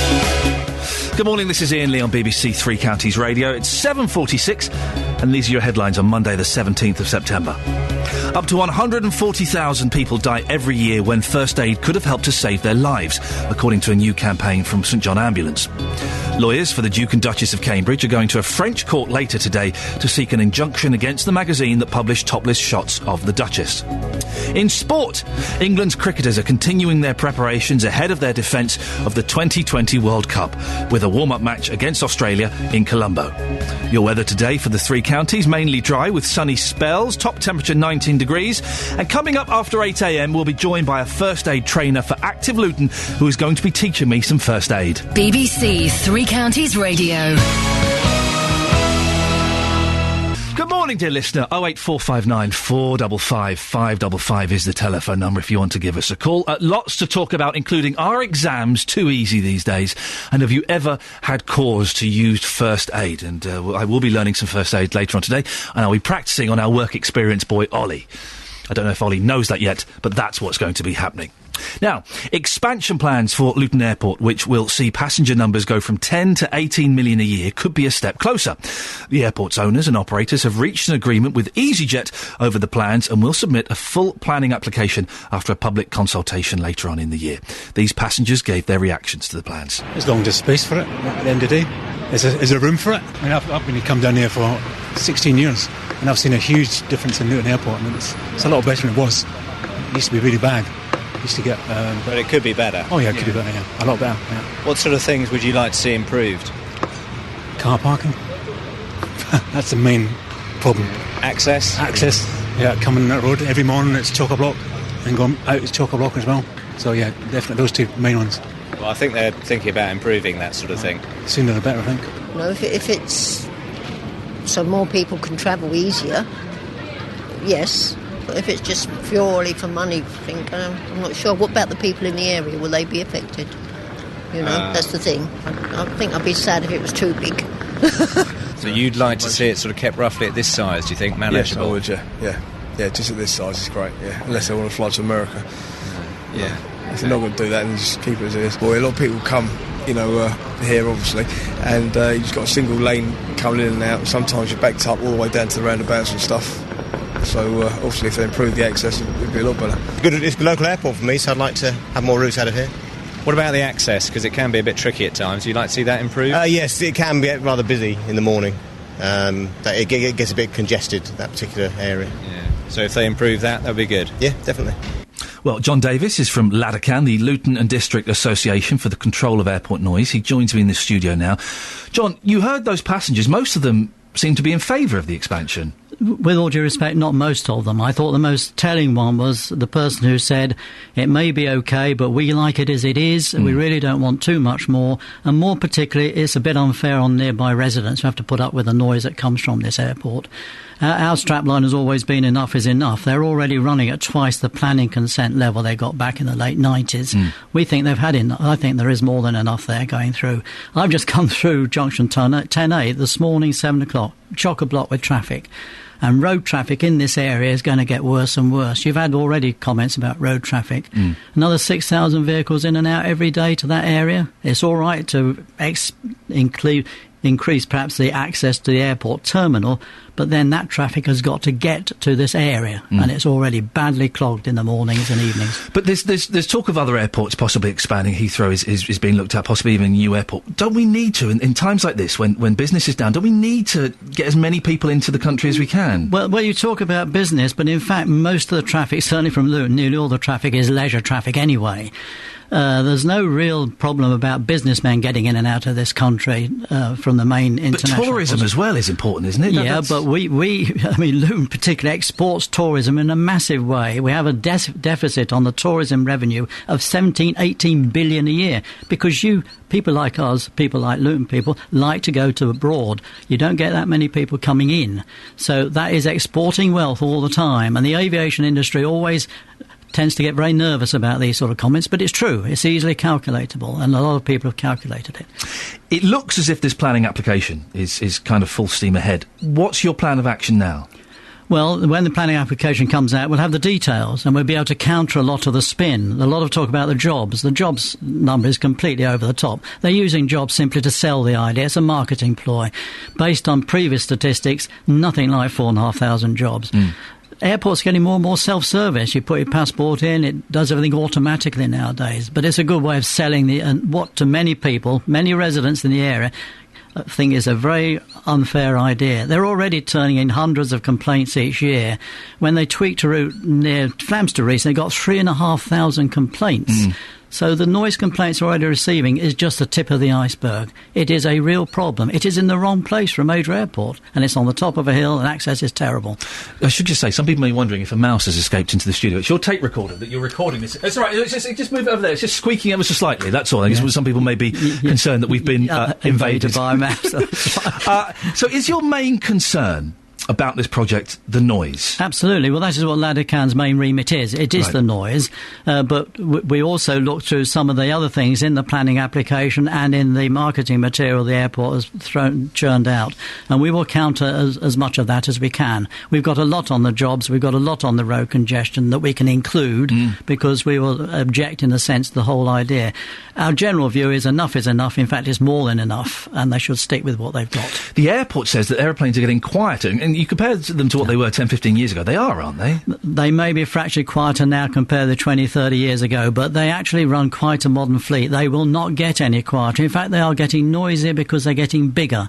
The fleet mix is changing, and they're getting fractionally bigger bigger and noisier all the time. So, no, I don't believe they will get quieter. I can't see it happening. Isn't this just a case of NIMBYism? Not in my backyard. No, I don't think so. And because ultimately, the aviation industry got to face up to one or two things on the climatic side. The environment up there is our life support system. Aviation is an increasing major problem with climate change and emissions. I think ultimately this country and probably the world in general has got to look at this climate change problem and start saying, do we really want people flitting over to, say, I don't know, somewhere like Prague for a stag weekend? Why don't they have a pint in their local, enjoy that? So in a sense, it's trivialising what is a very important form of transport for people like businessmen and long-distance travel. But flitting over to Prague for a weekend seems to us a terrible waste of aviation fuel and damage to the climate. Prague is nice, though. It is nice for a weekend. I've been there for a weekend. Well, there you go. When was the last time you went abroad? I went abroad twice this year. Yeah. I went from St Pancras. Right. Once to France and once to Switzerland. And there was no problem at all. I just got on a train there and I saw the scenery and I saw the Swiss scenery. Not just lots of clouds down there and waiting 2 or 3 hours at an airport, wondering what to do. It worked very well. So I've actually been abroad twice this year, happily by rail route. Do you ever fly? I flew 2 or 3 years ago from Terminal 5 at Heathrow. There's no alternative, and that is why I realised how automatic it is becoming. It was a big barn of a place, hardly anybody there. You just put this in there, and the machine did that. You put this in there, and the machine did that. When I came back into this country, I put my passport in, it said, "Welcome to Britain," and I walked through the gate. Nobody there. This is what MP for Luton South MP Gavin Shuker has to say. So you might want to put your headphones on this. Yeah. This is his view on the consultation plans. Do you allow Luton Airport to continue as it's currently been in a situation where, you know, we all know some of the issues around Luton Airport, not least of all getting people up here during peak times and the like? Or do you allow it to expand, which means that we can invest much, much more back into the infrastructure and create a better airport, more jobs, and more opportunities to pick up the capacity that's there? So broadly, yeah, I do welcome these proposals being brought forward, and it's quite right the consultation's launched.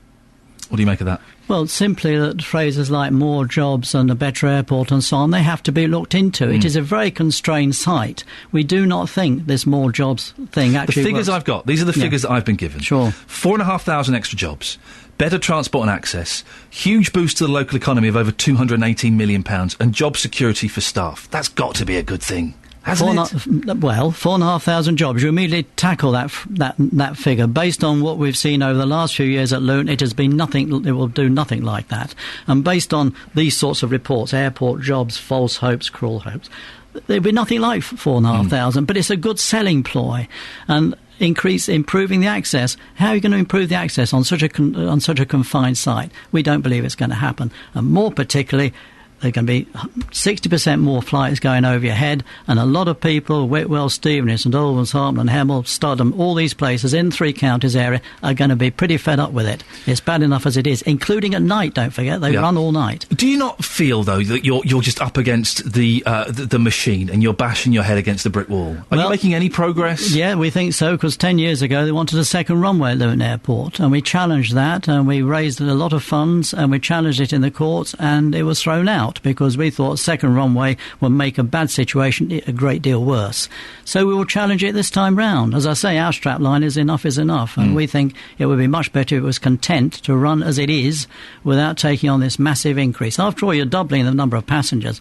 Another 6,000 vehicles on the roads nearby every day. Is that going to be good news for you getting into 3 counties radio? The time I come in, the roads are pretty empty. But yes, I totally take your point, John.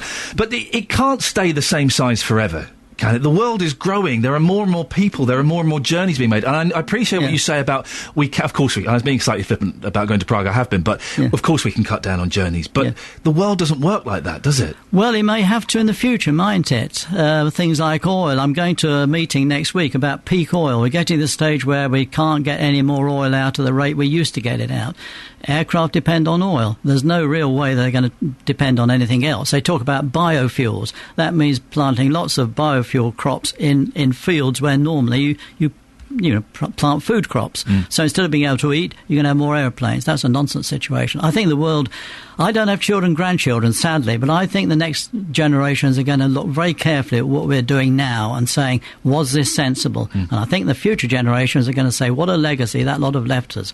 We've run out of oil, we've got all these planes flying around, the climate's messed up, droughts, all the rest of it that climate change will inevitably cause. John, thank you very much for coming in. We shall follow this story closely, and I'm sure we'll speak to you again at some point in the future. I expect you will. There we go, Thank fantastic. you. That's John Davis, who is from Ladakhan, the Luton and District Association for the Control of Airport Noise. Well, what do you think? Does it make sense to expand the airport, or do you agree with John that actually enough is enough? We don't need any more done. It's big enough as it is. We should all cut back on our international travel, and we're a little bit blasé about it. You can text 81333, start your text 3CR, or you can give me a call 08459 455 555. OK, this morning we're talking first aid and we're talking GCSEs. If you're doing your GCSEs now, or you've just done them, could you give us a call? Were they easy? I bet they weren't. Let's get the latest news now with Catherine Boyle.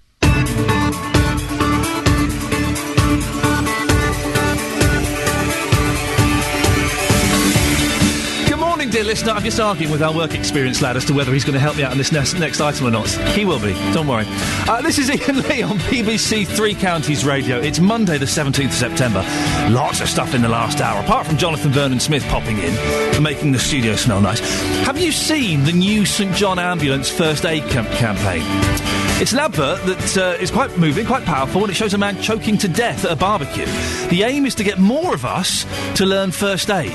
I'm asking this morning, when has first aid helped you? Maybe you've been in a position where you've seen someone in trouble and you've thought, oh, I know what to do here. Could you give me a call? You can show off a bit if you want and bask in your glory. 08459 455 555. And also, GCSEs are going to be replaced by a new qualification similar to the old O-level. I'd love to speak to someone who's taken their GCSEs and another person who has taken the O-levels. 81333, start your text 3CR, or you can give me a call, 08459 455 555. BBC Three Counties Radio. Now, it's a sad fact that one of the biggest causes of death in the UK could be avoided. Up to 140,000 people are dying each year when first aid could have helped to save their lives. That's according to St John Ambulance. And if we've learnt nothing else today, we know it's St John, not St John's. The charity says this is the same number that die from cancer and have launched a campaign aired last night to encourage more people to learn the basic skills. I'm joined now by Hannah Sears, who is a first aid trainer for Active Luton. She's in the studio now with her 5-year-old son, Ryan, who knows first aid. Now, Ryan may or may not speak. Depends how he feels. That's entirely up to him. That's cool. But Hannah, Ryan is 5. He is. And he can do first aid already? Probably from the age of around 3. Wow. But that's just really natural curiosity, I think, because he wanted to know what Mummy did at work. And so he would see you doing bits and pieces, and he'd go, what's that? And you would show him? Yeah, he would say to me, Mummy, what did you do at work today? And I say, would you like me to show you? And he'd lie on the floor and I'd show him. Wow. And I never pushed it on him at all. But then he'd get me to lie on the floor and then he'd do it to me. And what kind of stuff can Ryan do? He can... That's right. That's Ryan. Yeah, that's Ryan talking now. It's very early in the morning. He knows that he needs to check for danger. Yeah. He knows how to see if someone is responsive or not. He knows how to open an airway and check for breathing. How? Really? Yeah. Can you open an airway and check for breathing, Ryan? How do you do that? What do you do? How many hands do you use, Ryan? He's holding up both of his hands there. Yeah. And what do you do? Do you have to check if someone's breathing? How do you do that? You touch their... What are you touching? Their forehead? You open their mouths? Yeah, we do a head tilt and a chin lift. Oh, my goodness gracious. That's fantastic. That's very useful that you know that. Well done. He knows the recovery position as well, apparently. He does. I've never formally taught him it. Right. But because he sort of lay on the ground at home and said, Mummy, show me what you do. Yeah. Whenever he's got me to lie down, he just naturally put me in the recovery Isn't position. That brilliant? Yeah. He's sorted then, isn't he? Yes. He knows all of that stuff. Now, so tell me what Active Luton is. Active Luton, we're a charitable trust. Yep. Many people throughout Luton may know it through our leisure centres and our facilities. We have a training team, which I'm part of, our workforce development team. So, of course, we go out delivering lots of courses across the home counties and further afield, if need be. Predominantly first aid, but other things as well. Yeah. So you go into schools and places like that. What kind of age groups are you teaching? We can teach from 3 upwards. Yeah.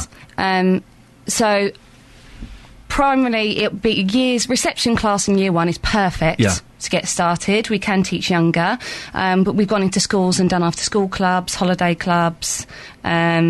things like that. And I bet the kids love it, don't they? They absolutely do, yes. It's funny how they might not be so interested in their lessons until they do an hour and a half with me, and then I can't get rid of them. Right, okay. And sometimes, they want to learn more. It's absolutely amazing. Everything is very practical. It's very hands-on. We use lots of props, like... real human x-rays to show them the inside of the body. Yeah, see, that's good. Skeleton puzzles, and of course they use each other as casualties, and they bandage each other up. They absolutely love it. Ryan, can you do bandages? You can do bandages? Fantastic. Are you proud of your mummy? Does she do a good job? He is nodding enthusiastically. Lots of nodding. Yes. Fantastic. Now... have you seen the St John Ambulance advert that was on last night? I saw it last night. Well, I've not seen it. I've had it described to me. What did you make of it? It was very powerful. Yep. I thought it was very good. And in fact, I rewound it and watched it again, right? You know, because I found it fascinating. Wow, you held off on Downton Abbey to re-watch the advert. I did. Well yes. done. It was good then. It was. It's very powerful, and hopefully it will get the message to people. Yep. Obviously, I don't work for St John's, so I can't comment on their statistics or anything like that. But all I can say is any advocate for first aid sounds great to me. Excellent. Well, if it gets people doing it. Now, listen, we've got Ollie here, who's our work experience lad. Could you show us? Are you all right, Ryan? You okay? I know it's early and it's boring grown-ups talking. I totally understand. I feel the same way every day. Ollie, should I injure him or do we just pretend he's injured? Do I slap him or how does this work? Well, you could lie on the floor and you could pretend that you've just found him. That we can do that very. Ollie, would you like to lie on the floor, please? And let's. He's bumped his head and he's passed out. Okay. Right. Right, so okay. what do I do? Well, the first thing you should do... Talk me through it. I'll talk you through it, Yes, go on. The first thing you should do before you go near him, of course... Ryan, could you come and give me a hand? Are you able to come and help? Go and help? Good boy. Look, make sure I do it all properly, Ryan. Thank you. So go on, yes, he's on the floor. First thing you should do is we follow letters in first aid, so hopefully this might be able to help you, and that is DRS... DRS. ABC. Doctors ABC. Yes. Okay? So the D stands for danger. Danger. Meaning that you should be having a good look to see if there's any danger to you or your casualty before you approach, and of course anyone else that may be around you. Ryan, can we see any danger around here? He is shaking his head vigorously. There is no danger. Okay, yes, what else? So R stands for response. Yes. Which means you need to check for response. So if you can shake him by the shoulders and say, "Are you all right?" Are you all right, Ollie? Ollie, I need a cup of tea. Are you all right? He's not all right. He's not responding. He's not responding, is he, Ryan?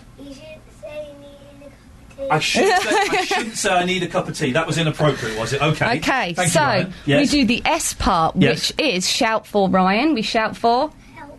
Can you do it really loudly, Ryan? Help. Can you do it louder than that? Help. The loudest shout you can do. Help. There we go. There Fantastic. we go. We need Thank to you, shout Ryan. for help. Yes. Now we do our ABC part. Yes. So A stands for airway, which means we need to open Ollie's airway with 2 hands, a head tilt and a chin lift.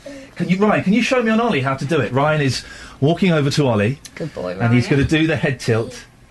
And fantastic. So what you're doing is, with one hand, you're just pulling his head back a bit, so it's a bit of a tilt, and the other hand, you're pulling his mouth open so that his airwave is open. And lifting the chin. It's really important to lift that chin. Excellent. Well done. Fantastic. There we go. Good work, Brian. What do we do? He's brilliant. Yes. Can I have him? What does he do? What do we do next? We'll move on to B, which is for breathing. Right. So we need to, while we've got that airway open, we need Stop laughing, Ollie. You're unconscious. We need to check for breathing. Yes. And how long do we need to check for breathing for, Ryan? How many seconds? 10 seconds. 10 and what do we do, seconds. Ryan? Tell me what we do. Because I haven't got a clue. Open the airway and we count out loud. Okay. Okay, can you do that, Ryan? Okay, so Ryan is moving back Good over to boy. Ollie. He's a very brave boy for doing it, because let's be honest, it's... Okay. Oh, we're not doing that bit yet, Ryan. Oh, now, okay, so let's assume that Ollie is still breathing. What did Ryan move on to then? Is that Ryan was assuming that Ollie was not breathing. Oh, okay. So Ryan was attempting to start CPR. Oh, he can do CPR. Well, he knows where to put his hands. Ryan, you are amazing. You really are amazing. I'm going to introduce you to my little boy, and you're going to teach him some of this. So, okay, so he's not breathing. So, shall we look at the CPR? Shall we see how that goes? Well, see, we can't obviously do that on Ollie because that would not be safe. Would that not be safe? Of course, it would not be safe to do that on Ollie. Not even a little bit? When we practice, we wouldn't like to compress on his chest. No, we wouldn't. Yeah, we want him to last the rest of the day. Well, hopefully. So, yes. as Ryan showed, you would place the hands in the centre of the chest. Yep. Heel of the hand, another hand on top, interlock the fingers if you it's can. It's that staying alive thing, isn't it, from that advert? Exactly. Vinnie Jones has been a great advocate for first aid. Fantastic. Look at that poor lad down there. We compress on their chest hard and fast. The speed we're aiming for is around 100 to 120 compressions a minute, so it's quite fast. Yeah. And the depth we're aiming for is about 5 to 6 centimetres, and we do that 30 times. Right. So I'm laughing at I shouldn't, because this is very serious. But this poor lad is stretched on the floor being tended to by a 5-year-old. Do that 30 times. Right. Yeah. After you've done your 30 compressions, if you were willing to give rescue breaths, meaning if you felt safe to do so, you were happy to do so, or maybe you had a barrier, a face shield, or something like that, you would then administer 2 This is the old mouth-to-mouth. Now, I heard that maybe I heard this wrong, that this was actually fairly ineffective, and so it kind of stopped doing it. Not is really. That not the case? The main reason there's been a real focus on chest compressions, and that's a real important part of CPR. If you can put 2 breaths in, and we still teach on first aid courses to put 2 breaths in, because it is more effective to put those breaths in. But if you are unwilling to do so, meaning it's not safe for yourself, you haven't got a barrier, you're not happy to do so, rather than do nothing, just do sets of compressions. I am willing to give Ollie mouth to mouth. Fantastic. So what do I do? I pinch his nose. Head tilt, chin lift, make sure that airway's open, pinch the nose. I barely know the lad. I'm not going to ask Ryan to do it because you would. No, oh, really? Yes. Ryan, listen. Ryan, do you want to come back and sit over here next to your mummy? Yeah. Ollie, you can get up now. Thank you, Ollie. Well done. We know how to save your life. There you go. You can come and do work experience from me and be my casualty every day. Ryan, I'll be honest. When I heard that you were coming in and you could do first aid, I kind of thought, yeah, okay. You're fantastic at it, though. You can really do this stuff, can't you? Does it make you feel more safe knowing that you can do these things? What do you think? Could you do one more thing for me? Could you shout help really, really loudly again? Help! Do it really loud. Help! This is as loud as you can. Help! There we go. Fantastic. Listen, thank you so much for coming in. My pleasure. It's been wonderful to meet you both. You're brilliant, young man. I really, my boy's 2.5, but I'm going to start getting him to do bits and pieces because I think that knowing that you started at 3, I think you're a real inspiration. So thank you so much. Are you off to school now, Ryan? What school do you go to? Bushmead Primary School. And do you like it? What's your favourite subject? Do you like reading? PE, I think. PE. Have you got PE today? And who's your teacher? Mrs. Anderson. Mrs. Anderson. She a good teacher? Moved up to year 1. It's just moved up to so year it's all 1. a bit new. It is, yes. Okay, well, listen, you have a fantastic day. Thank you both for coming in. Thank you very wonderful. much. There we go. Isn't that superb? That's Hannah Sears and her son Ryan, who's 5 and knows far more first aid than I do. Right. It's 8:16. It's Monday the 17th of September. These are your headlines on BBC Three Counties Radio. The St John Ambulance's new awareness campaign claims that up to 140,000 people die every year when first aid could have helped save their lives. Lawyers for the Duke and Duchess of Cambridge are going to a French court later today to seek an injunction against the magazine that published photographs of the Duchess topless. Stevenage FC could be moving out of Broadhall Way and into a new stadium depending on whether there's enough support to justify relocation. Coming up, we'll have weather in a few minutes, and later on in the show, EasyJet says it's backing new plans for the expansion of Luton Airport. Oh dearie me, my tongue seems to have dropped out of my mouth. Before 8:30, we'll hear from Luton Airport on the issue. BBC Three Counties Radio. Roberto Perroni, weekdays from 3 on BBC Three Counties Radio. We're not laughing at Roberto, although, of course, if he did something amusing on his show, I would be laughing. What I'm saying is, whatever I say, I'm going to sound terrible. What I'm saying is, Jonathan Vernon-Smith is in the studio, and Kel Surprise, just before we went on air, he said something very rude. Jonathan, did you... You can't keep doing that. I didn't mean that to sound rude. You said something that could have been misconstrued, and you misconstrued it. I promise you, I didn't do that. No misconstrued. Did you have a nice weekend, Jonathan? Yes, I had a lovely weekend. What did you get up to? Any boozy parties? Well, I went out. Yes, I went out for a good old party on Saturday night. Was this in Windsor? You went to Windsor? I did go to Windsor. Yes, I went to Windsor first. I didn't party with Her Majesty. I went to college in Windsor. Did you really? I redid my A-levels in Windsor. It's very posh. Yes. It is very, very posh. Yes. Saturday I went out for a meal. Yes. Yesterday, I spent the whole day in Kent. I spent the whole day there. I went Canterbury. I went to a vineyard for lunch. Goodness gracious, that's a terrible mistake. Lovely. And Royal Tunbridge Wells yesterday afternoon. Look at you doing the little tours. I know. Wonderful. And now I'm exhausted. Good. Did you have a nice weekend? Yes. What did you do? You were on telly. I was on telly very late on Saturday night, and then Sunday it was my niece's 5th birthday party, so I was playing ukulele for a load of 5-year-old girls. Do you play ukulele? I do play ukulele, yes, yes. Brilliant. Great. You must bring in your ukulele, I'll bring in my keyboard. Let's have a sesh. I don't know any Neil Sedaka songs. I only know Heads and Shoulders, really, and Zoom, Zoom, Zoom. But yes, let's I have a can play sesh. Heads and Shoulders. We're in. Head, shoulders, knees and toes. Knees and toes. Brilliant. Yes, yes. That's no problem. If you're still listening, Jonathan...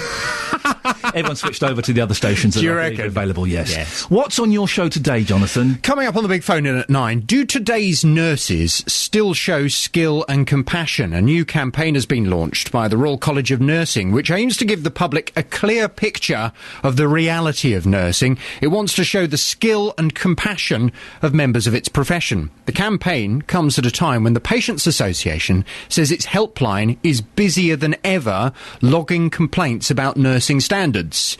So on the big phone in this morning at 9, I want to hear your views. Do today's nurses still show skill and compassion? If you've been in hospital or somebody in your family has been in hospital recently, do they still show that skill and compassion they once were known for? Are they still?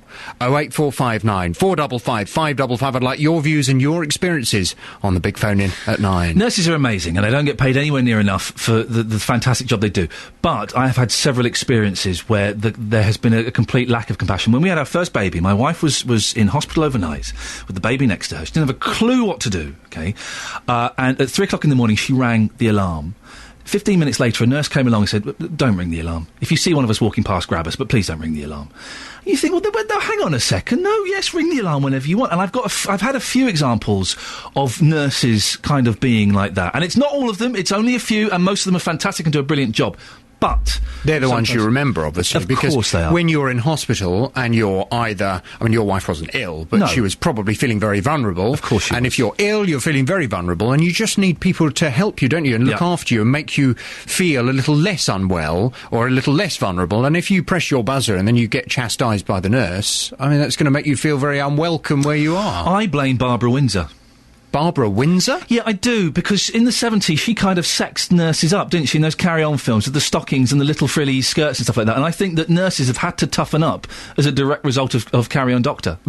I do. I think that's part of it. I think their image has been affected by it. Right. Follow that theme at 9. We'll discuss that at 9. Is Barbara Windsor single-handedly responsible for the problems nurses face today? Thank you, Jonathan. See you later on. Have fun. 08459 455 555 is the phone number. We will speak to you after this. This is Iain Lee on BBC Three Counties Radio. Now, earlier on in the show, we were talking about the roadworks in Dunstable that are affecting, well, we focused on a chip shop, and I am desperately anticipating my pickled egg. I know a pickled egg for breakfast, but come on, it's very rare you get to do that. But a lot of the shops there are suffering because of the roadworks. Pat is in Dunstable. Good morning, Pat. Hello, Ian. I'm in Houghton Regis, actually. Oh, OK, you're in Houghton Regis, but you've called in about Dunstable. What's your take on it? Yeah, I actually feel sorry for the traders there, you know. They've not really had the help that they've required. I mean, it's going to take more than just giving the odd weekend for free parking. What they've had to suffer with is all these road closures due to the busway, all these redesigns on the road network.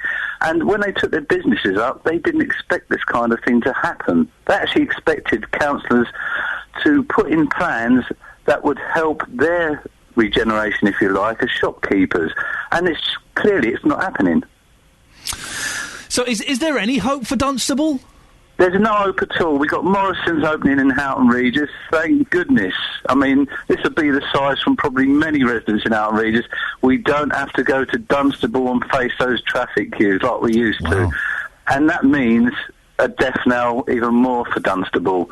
And it's got to be a complete redesign of the area. It's no good just putting in, as I say, these temporary road conditions that they have. The busway is not going to help them at all, because the busway is designed to drive people into Luton. And a lot of people don't like Luton anyway, so where do people go? Well, if they want a nice shopping area to go to, then they go to Milton Keynes, which is nice and friendly to the shoppers. But Pat, listen, thank you very much. We're moving on just because we want to get as many people on the show as we can. Pat thinks it's the death knell for Dunstable. It's a bit dramatic, but is that the case? 08459 455 555. Now, EasyJet says it's backing new plans for the expansion of Luton Airport. The owners and operators are about to submit a full planning application which would increase passenger numbers from 10 to 18 million a year. Fiona McGlone is from London Luton Airport. She joins me now. Good morning, Fiona. Good morning. Fiona, now the airport owners, the operators and EasyJet have agreed on the plans. What does that mean? That means that we have a common view about how London Luton Airport could best play to its advantage in the local and national southeast requirement for aviation. So on that basis, London Luton Airport Operators Limited are going to submit a plan following public consultation around improving and accessing our airport, providing something that's better for passengers, and ultimately bigger in order to create better capacity. Well, earlier on we spoke to John Davis from Laddercan, who is obviously against the plans. Let's have a quick listen to what he had to say. Our strapline has always been enough is enough. They're already running at twice the planning consent level they got back in the late 90s. I've just come through Junction 10A this morning, 7 o'clock, chock-a-block with traffic. And road traffic in this area is going to get worse and worse. You've had already comments about road traffic. Another 6,000 vehicles in and out every day to that area. It's all right to increase perhaps the access to the airport terminal, but then that traffic has got to get to this area. He's worried about traffic, he's worried about noise, and he's just terrified that it's going to ruin the area, Fiona. Okay, I mean, the first thing that we need to say is that increasing the infrastructure and increasing the terminal is what we're doing, it is our primary focus. So the implementation, moving to 18 million passengers, is over a long time. It's through till 2025, and the first steps are around improving access by road through to the airport. So that's not just from the terminal access. We're also looking at improving Junction 10A, which is part of the council's responsibility. Passenger numbers, our busiest hours are through from 6:30 through to 7:30, and so the traffic that's standing at 7 o'clock hopefully isn't passengers, because they will have come in and cleared through the area a number of hours in advance of that. More night flights? Night flights is an interesting one. Night flights we're doing an awful lot of work with to reduce noise and to reduce impact, and we are currently very successful in doing that. I accept that at night any noise is difficult to manage. On average, there are 6 flights of an evening that fly between 11:30 and prior to 6 in the morning. And the noise mitigation measures that we have will make a significant difference to how that noise is experienced. But still, planes at night. It's going to be noisy, isn't it, Fiona? It'll be less noisy than it is now. With more planes? I'm not 100% sure that that there's an intention to fly additional planes at night. What we are looking at is a quota system which minimises the noise across the whole of the night time. It's operated currently in other London airports. Fiona, we seem to be having trouble with the line there, so I think we should let you go, Fiona. But thank you very much. I think you put your point across very well indeed. That was Fiona McGlone from London Luton Airport. What do you think? Do you live nearby? Are you worried about these plans? You can give me a call, 08459 455 555. Across beds, hearts and bucks, this is Iain Lee on BBC Three Counties Radio. Sorry, I don't know much about sport, but did a man get taken off because he had a dead leg? Really? I don't want to be flippant. I hope that nothing serious has happened, but we used to get dead legs at school all the time, and you would carry on and laugh it off. Well, dearie me. Coming up in the last half an hour of the show before Jonathan Vernon-Smith, we'll be talking more about GCSEs, more about Stevenage, and more importantly, Strictly Come Dancing.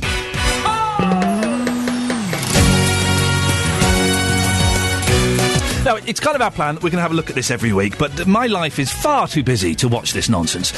So I've employed the services of several people under the age of 10. I think we've got about 6 of them. And they are going to be my Strictly Come Dancing reporting team. We're going to have different ones each week.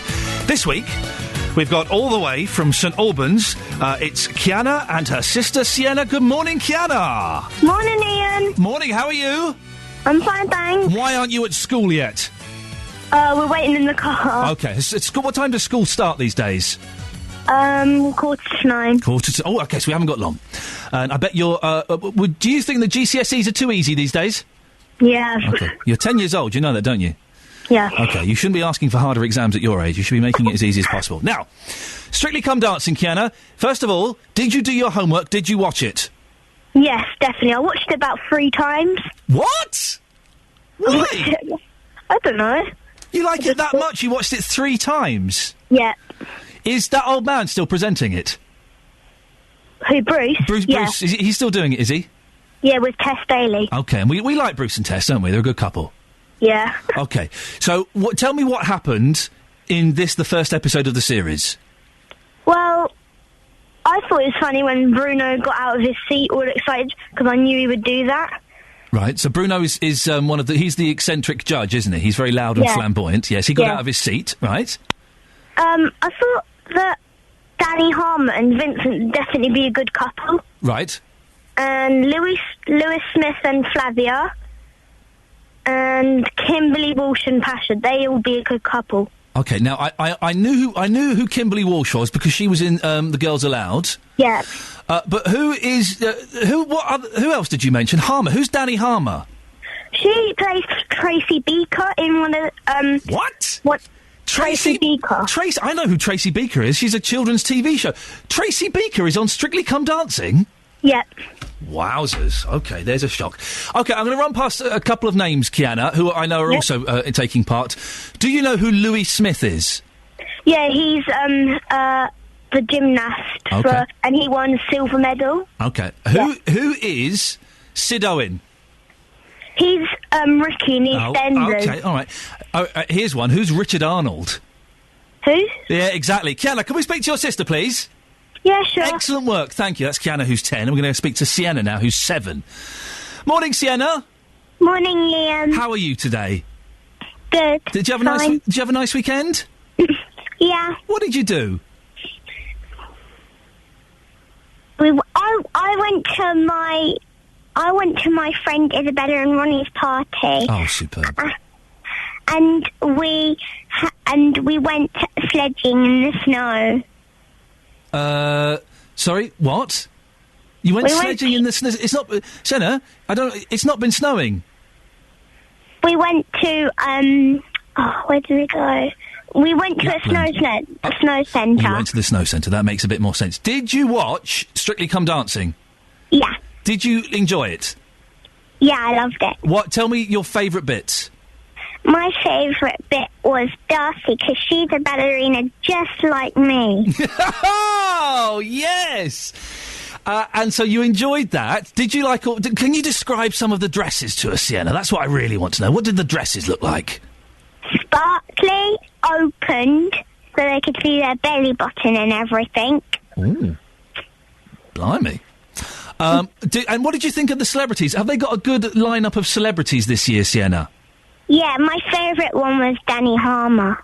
That's Tracy Beaker, of course. Yeah. We're all a big fan of Tracy Beaker. Did you know who all of them were?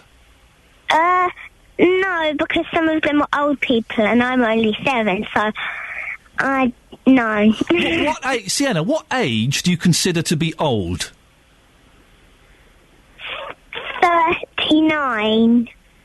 That's my age. Why do you say that? Why do you say that specifically? My mum told me to because she knew you were that age. I've gone right off your mum. Okay, let's go through some of the names. Richard Arnold, who's he? He's a cricketer, isn't he? Who's Michael Vaughan? Cricketer. Okay, so who's Lisa Riley? Lisa Riley. She is from Emmerdale. She's from Emmerdale. Colin Salmon. Now, I don't know who Colin Salmon is. Oh, actor. Is your mum helping you? Mum, stop it. Right, here's one. I don't want your mum to help. Last one. Who's Johnny Ball? Johnny Ball's a TV presenter. Okay, we'll let you have that one.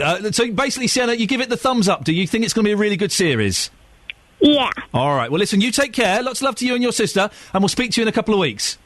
Yeah. Take care. Bye-bye. Bye, Ian. I put the wrong fader down. Bye-bye. They could have been left hosting the show. That's Kiana and Sienna there, who are 2 of our Strictly Come Dancing correspondents, and I think you'll agree they are absolutely superb.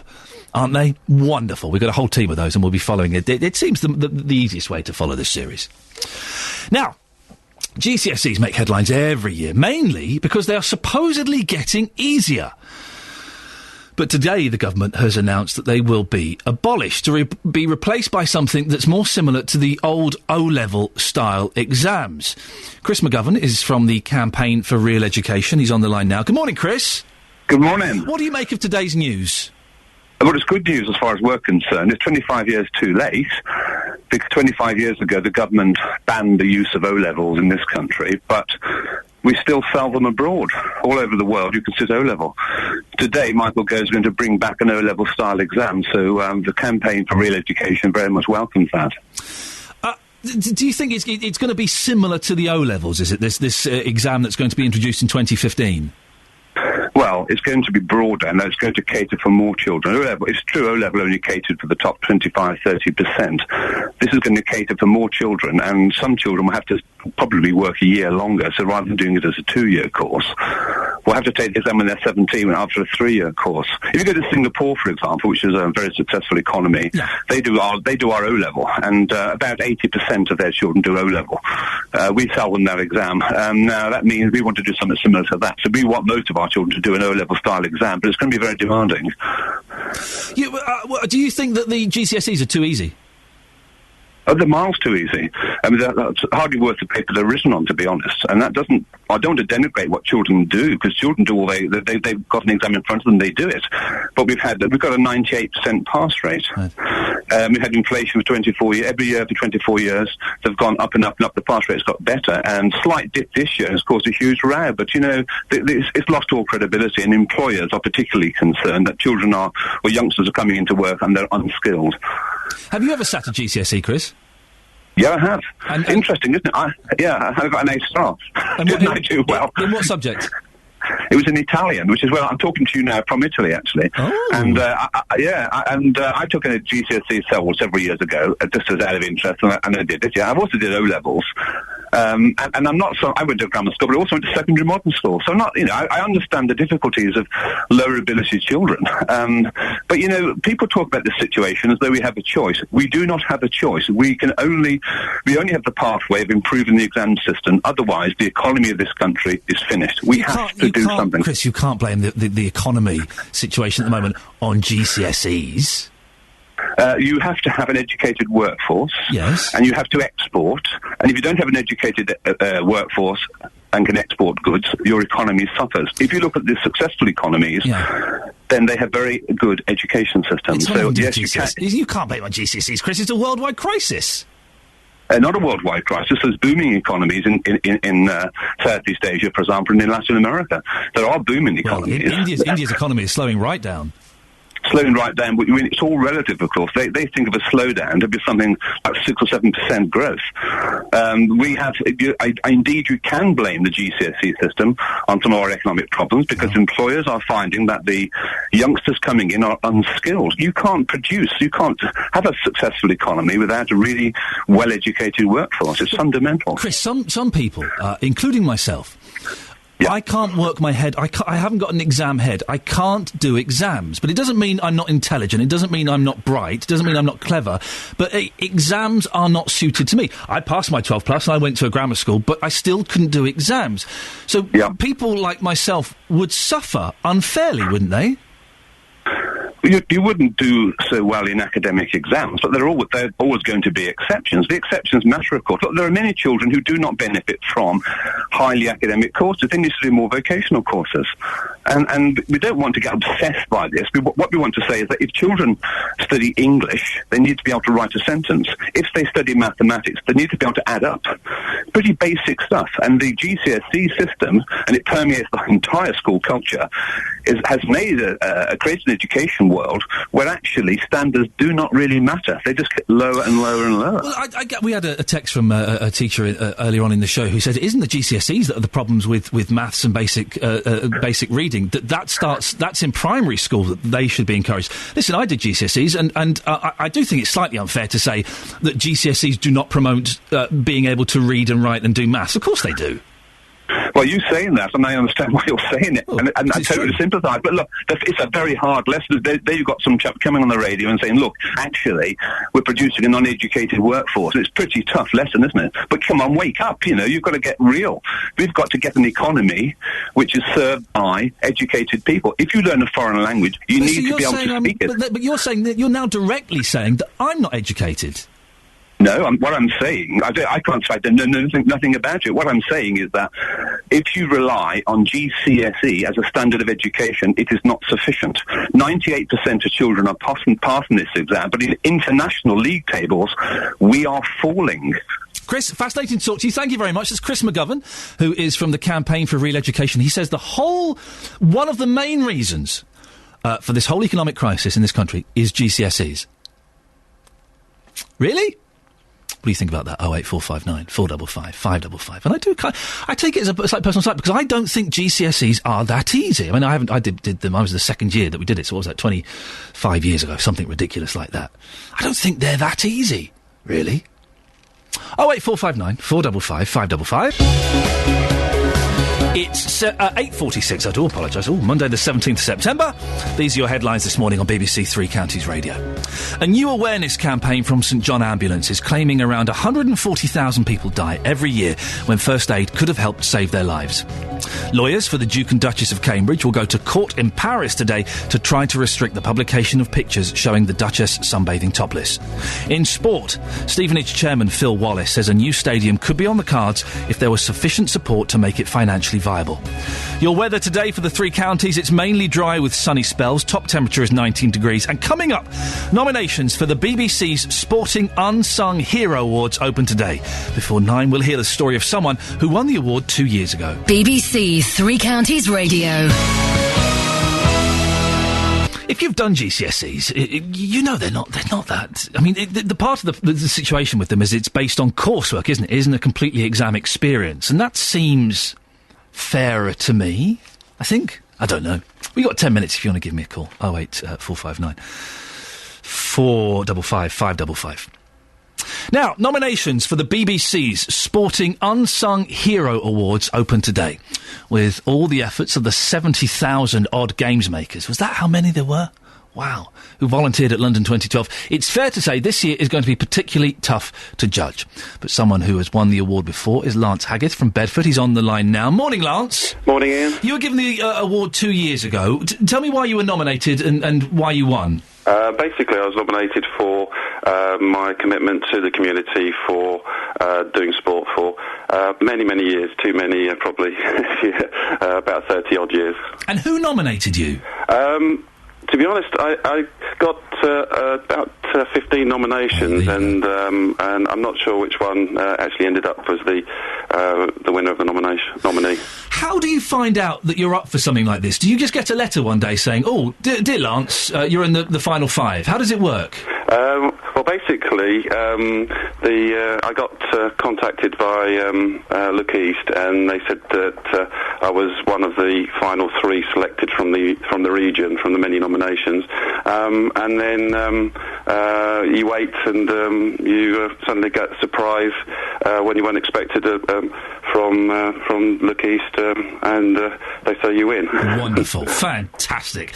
Now this year it's going to be almost impossible to choose, isn't it? It's been such an amazing year of sport, and people giving freely of themselves to promote this sport. No, it's been fantastic. I must admit, the Olympics has certainly raised the awareness of sports, which is fantastic. But as far as nominations go, who can you choose? The hardest part would be the BBC Sports Personality of the Year. But I think the fact that the BBC also recognise the people that give up their time, the unsung heroes, and their recognition for helping the community, I think is a fantastic thing, because basically there are so many people that, like you saw with the Olympics, who volunteered, and without them the Olympics wouldn't have been the success it was.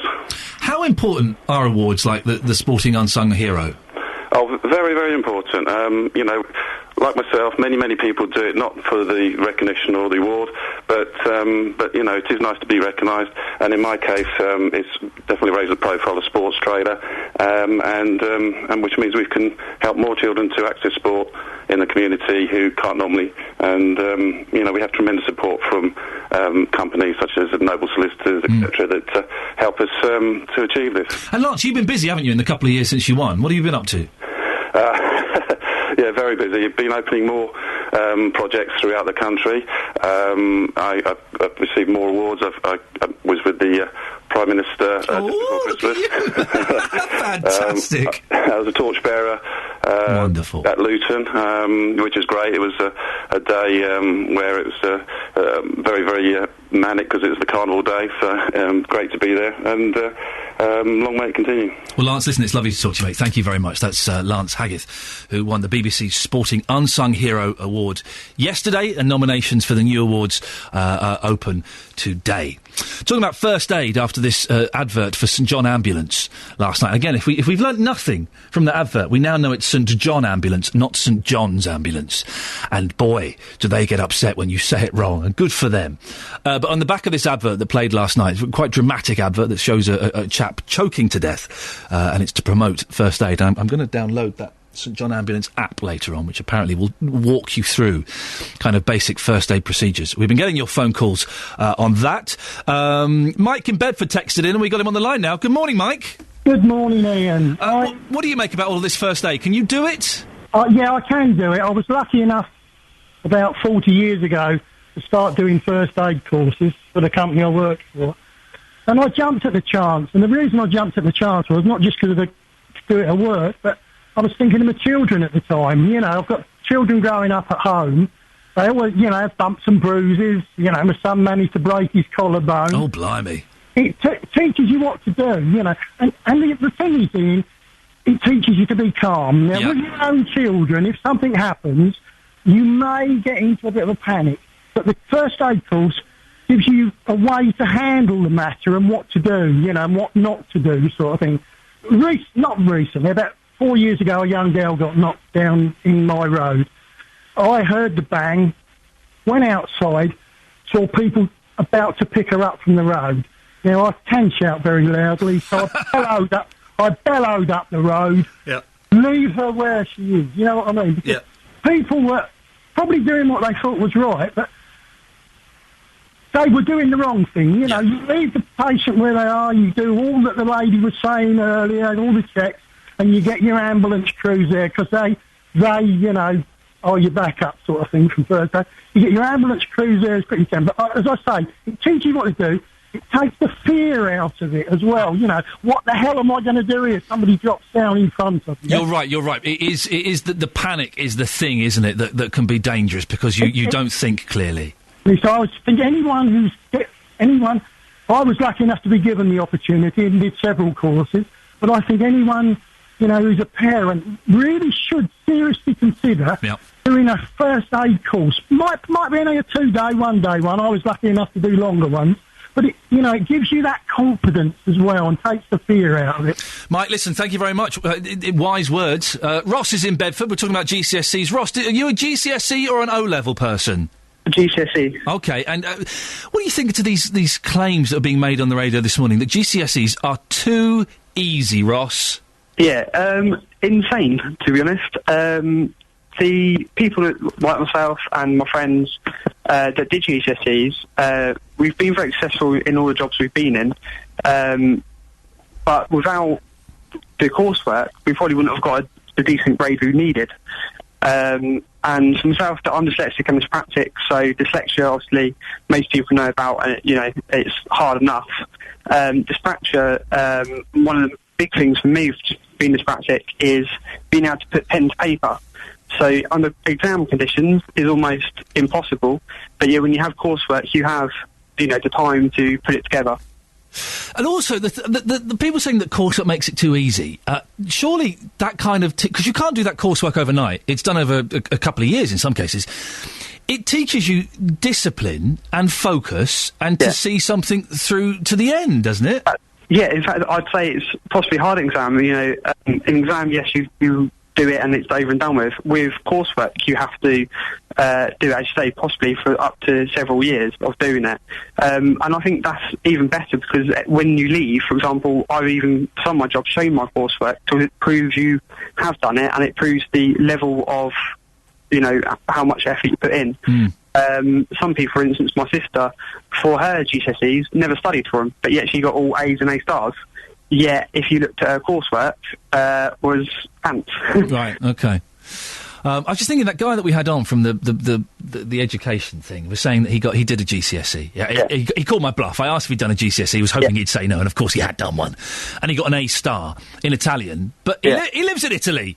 You'd think he'd get an A star if he lived in Italy. It'd be a lot easier, exactly. Ross, thank you very much indeed. Let's go to Brian in High Wycombe. Morning, Brian. Yeah, good morning. Sorry. Your take on GCSEs? Well, I'm just supporting what you were saying about passing exams. I was taught at a grammar school to pass exams. Went into the army over 50 years ago, lads who were very good had a feel for radio, could pass exams and fell off the course. Yes. I could pass the exams every week, qualified, but would never be as good as them. Yeah. And still don't really know how. It's just one of those things that I think, as you said earlier, you don't have to pass exams to be clever. You don't, and I just, I consider myself to be bright and intelligent. I can't do exams, Brian. I did terribly in my A-levels. I just managed to scrape through to get to a Mickey Mouse university, and a ridiculous degree.